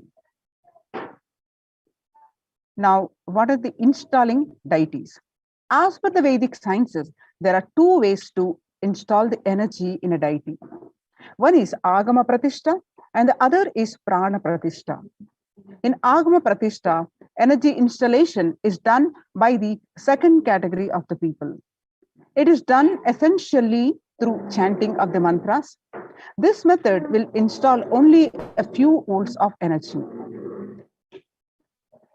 The energy intensity will be decided by nature of the mantras, the accuracy with which it is chanted, and above all, the psychological state of the person chanting them. In Prana Pratishtha, the energy installation is done by the first category of people. It happens through a direct connection with the divine cosmic energy that nourishes the whole universe. The first category of people, who are the enlightened masters, are pure channels for the divine cosmic energy to flow through. They can choose what manifestation of the energy they wish to install. For the goodwill of society, these masters have worked on the science of the inner world and have installed various aspects of the divine energy in these devices, in these deities. Every historic temple has its own significance. Each deity has its own boon to offer depending on the type of energy installed in it. That is why, in order to conceive children, you go to a particular temple. In order to wed a suitable spouse, you go to a different temple. To defy planetary influences, you go to a different temple. For financial problems, you go to a different temple. So these benefits are nothing but the special energy packs. Temples are structures that replace an enlightened master's presence. Enlightened masters, by the sheer presence, heal people. They heal not just the physical level, but the being level. They keep the inspiration for spirituality alive. Their presence offers an ambience of sacredness. Temples are spaces created by masters to offer these same things that they offer. While consecrating the Nithyanandeshwara Paramashiva temple sanctum at the Bangalore Adinam, the Supreme Pontiff of Hinduism, Nithyananda Paramashivam, said, "An enlightened master is the cosmos in human form. The ultimate human form fit to perform a sanctum consecration." For an enlightened master, the energies of expression through any means never gets exhausted. For an ordinary human being, the grief emotion or the joy emotion exhausts when expressed through tears. The pitta of the body exhausts through anger. The lust energy exhausts through a sexual act. The power of speech exhausts in his very saliva the moment it is uttered. All these energies of expression become exhausted as he uses them. An enlightened master's energy of expression cannot be exhausted through any of these means, because he is existence, the inexhaustible source of energy in human form. Because masters do not need a body to execute their work, they can continue to do these things they do even after they have left their physical body. The sanctum created and energized by them will radiate the inexhaustible energy and nurture energy being that seeks it. Only a master who can function without the help of his body is capable of creating a true sanctum, one that will materialize things exactly the way he does it. So many of us wondering, if God is everywhere, why go to a temple? If you are wondering this kind of question, Ramakrishna Paramahamsa has a beautiful answer. Sri Ramakrishna is a great enlightened master of the 20th century, gave a beautiful answer. There is a milk all over the cow's body, but we cannot get it just by piercing it anywhere. Though the cosmic energy is available everywhere, we are not able to perceive it because it is extremely subtle. Cosmic energy is available in the most subtle form. An enlightened being or highly evolved soul knows the science of distilling this subtle energy into a gross form which we can perceive and absorb. Temples are engineered by the great rishis in such a way that cosmic energy becomes available to all as a source of healing and spiritual transformation. Then, if you're one of those who are wondering why so many temples in Hinduism, in India, about 90% of all tourist attractions are temples. There are lakhs of temples across length and breadth of India. And in places like Varanasi, for every person living there, there is a temple. But why so many temples? Whatever a civilization thinks as the highest experience, structures related to that. If people in a country thinks football is the greatest experience, they build magnificent football stadiums all over. If people think education is the greatest experience, they build schools and colleges.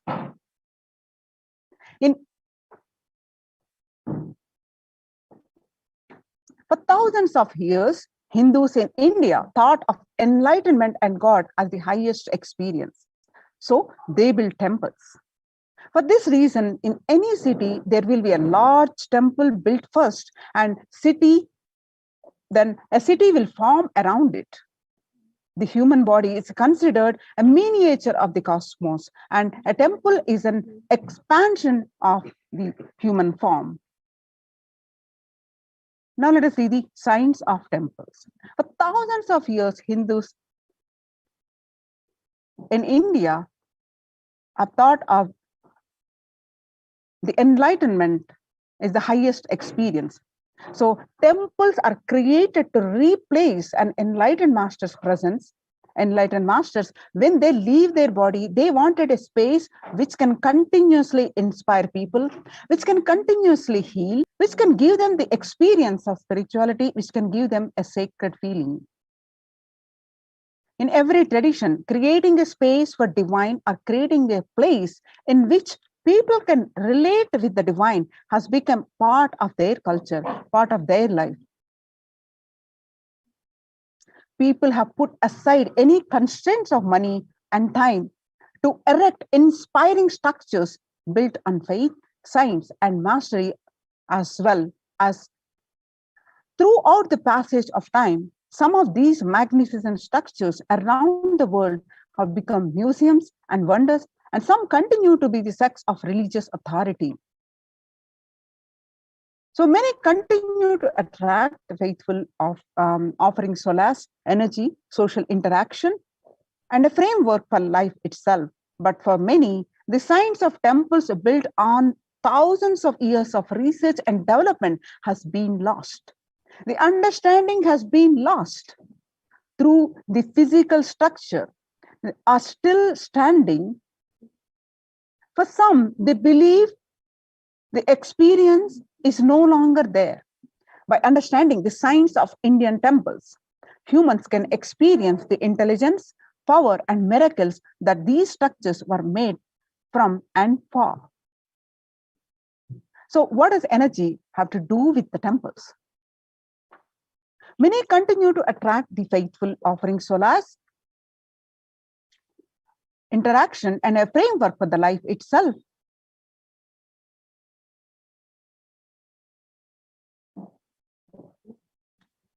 When an enlightened insight into the play of matter and energy that makes up the universe, the Vedic seers had declared more than 10,000 years ago that whatever exists is nothing but energy. Ishavashyam idam sarvam. From the Ishavasya Upanishad, first statement. The last statement of science, E is equal to mc square, that whatever exists is energy, is the first statement of Upanishad. Whatever exists is energy. So the last statement of science is the first statement of Upanishads. Whatever exists is energy. In modern times, temples are truly the oxygen bars for the soul.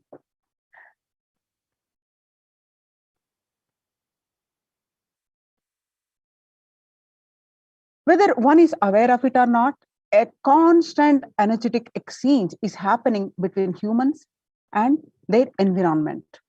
People live and move in an ocean of chaotic energies, both positive and negative. On subtle levels, people are powerfully influenced by the energies and thoughts of others. The energies of living and working spaces, the residual energies of the objects that are touched, the energy and the situations encountered. Energy imbalances in the body are the root cause for a vast majority of ailments, from obesity to insomnia to mood swings. Today, more than ever before, the Vedic intelligence that gave rise of temples can be appreciated for its ancient and modern technology based on thousands of years of research and development. The powerful positive vibrations present in a temple can flush out negative energies. Without even being aware of it, deep cleansing, recharging, and ultimately purifying of the being can happen effortlessly in a temple, resulting in physical and mental healing. In modern times, temples are truly the oxygen bars for the soul. A temple is more than a building. The entire art of building temples is not a mere art. It is a science. Temple architecture is a highly developed science. Every single facet of it, from the size of the idols and the size of the rooms and the courtyards, the directions in which each has to be situated, to the process of installing the idol in the sanctum. All these are laid down in detail in manuals that were developed thousands of years ago. An Indian temple is more than just a building or a structure. It is the image and energy of the divine. A temple is a miniature cosmos comprised of the 5 elements and a presiding deity. A temple is an outgrowth of the deity which has its own independent intelligence and from which energy is constantly radiating. Temples are also used for social interactions, spiritual education, cultural events, and economic exchange. Temples provide the opportunity for transformation towards a higher consciousness. By experiencing God in an outer form through worship, temples and the deities act as a vehicle or bridge for inner transformation. Essentially, temples were designed to be the spaces where the mind spontaneously moves within and meditation happens effortlessly. Every aspect of the temple, from the architecture to the ritual to the kind of worship offered, have been consciously created to make this experience happen. When millions of people congregate to celebrate the divine and offer gratitude, any place becomes a temple, a place of worship.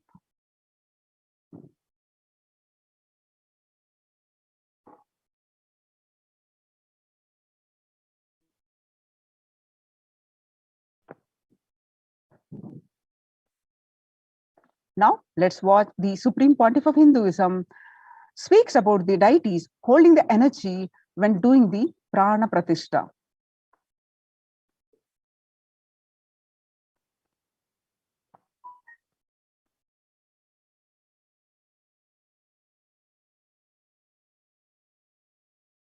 Settling, I wanted to do this Kumbhabhishekam, and then the Shivacharyas have advised us that only after the Uttrayanam, Uttrayana Punyakala means after the Uttrayana starts, we are having a good date, Uttamottama date for Kumbhabhishekam. So that's the reason we waited. And see, fundamentally, deity intensely receives the energy like a lightning and holds it and manifests continuously for the whole humanity. You see, it's like if I have to talk to you in a normal social language, it's like a lightning holder. Like I can get into the samadhi, one with Paramashiva, and bring the whole thing to planet Earth. But the deity should be able to hold it and manifest it, radiate it for the humanity.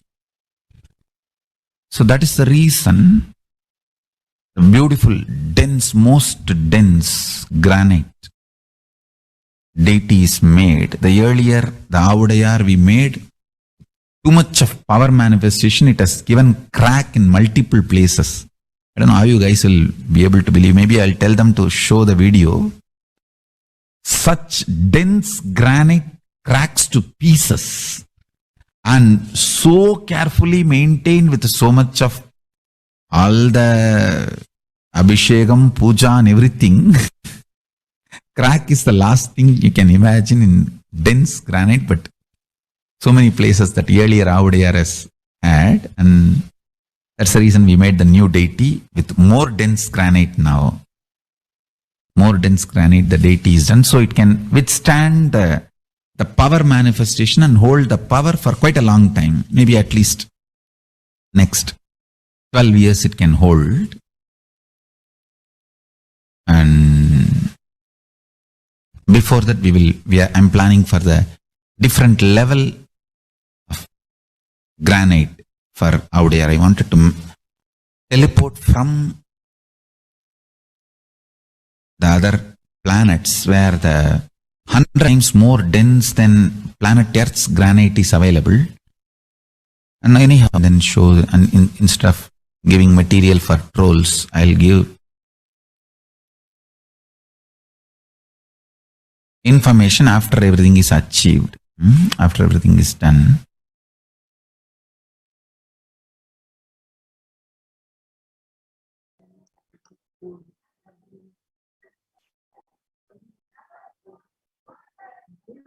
So the various temple structure and murtis are energy vibrating at frequencies that raise our own frequency. This idea of temples at a metaphysical level goes beyond symbolism. A temple is usually seen as a link between the man and the divine, between the earthly life and the divine life, between the actual and the ideal.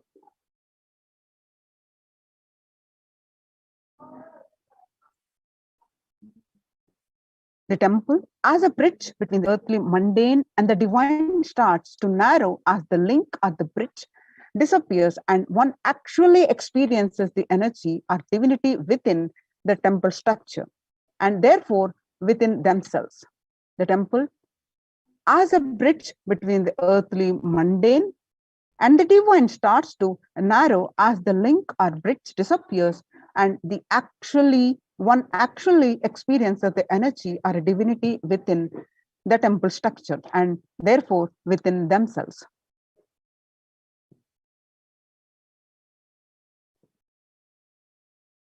The very temple structure and murtis are energy vibrating at frequencies that raise one's own frequency. The 5 elements representing the macrocosm are seen in all aspects of temples. In the construction, the worship, and the rituals. In the temple itself, The foundation of the temple represents the earth, that is Prithvi. The walls of the sanctum, water, Apaha, and the tower over it is the fire, that is Tejas. The final tier of the Vimana, above it is the formless space, that is Akasha. The sanctum is thus a constellation of 5 elements that are basic building blocks of all existence. In physical form, the temple is conceived as the physical form of the Garbhagriha. The Garbha is in Sanskrit is for womb, means a room. So represent the head and the Gopura, the tower at the feet of the deity.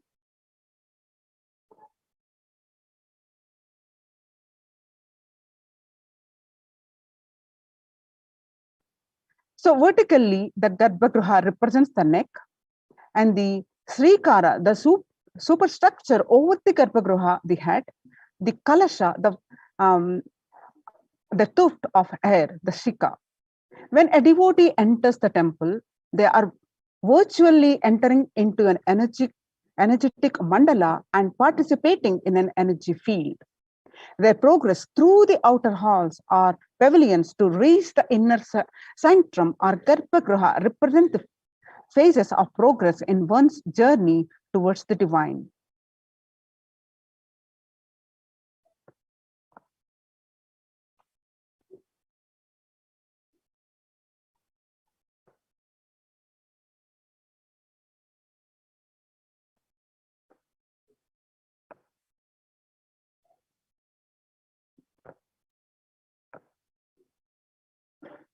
Now, with this understanding of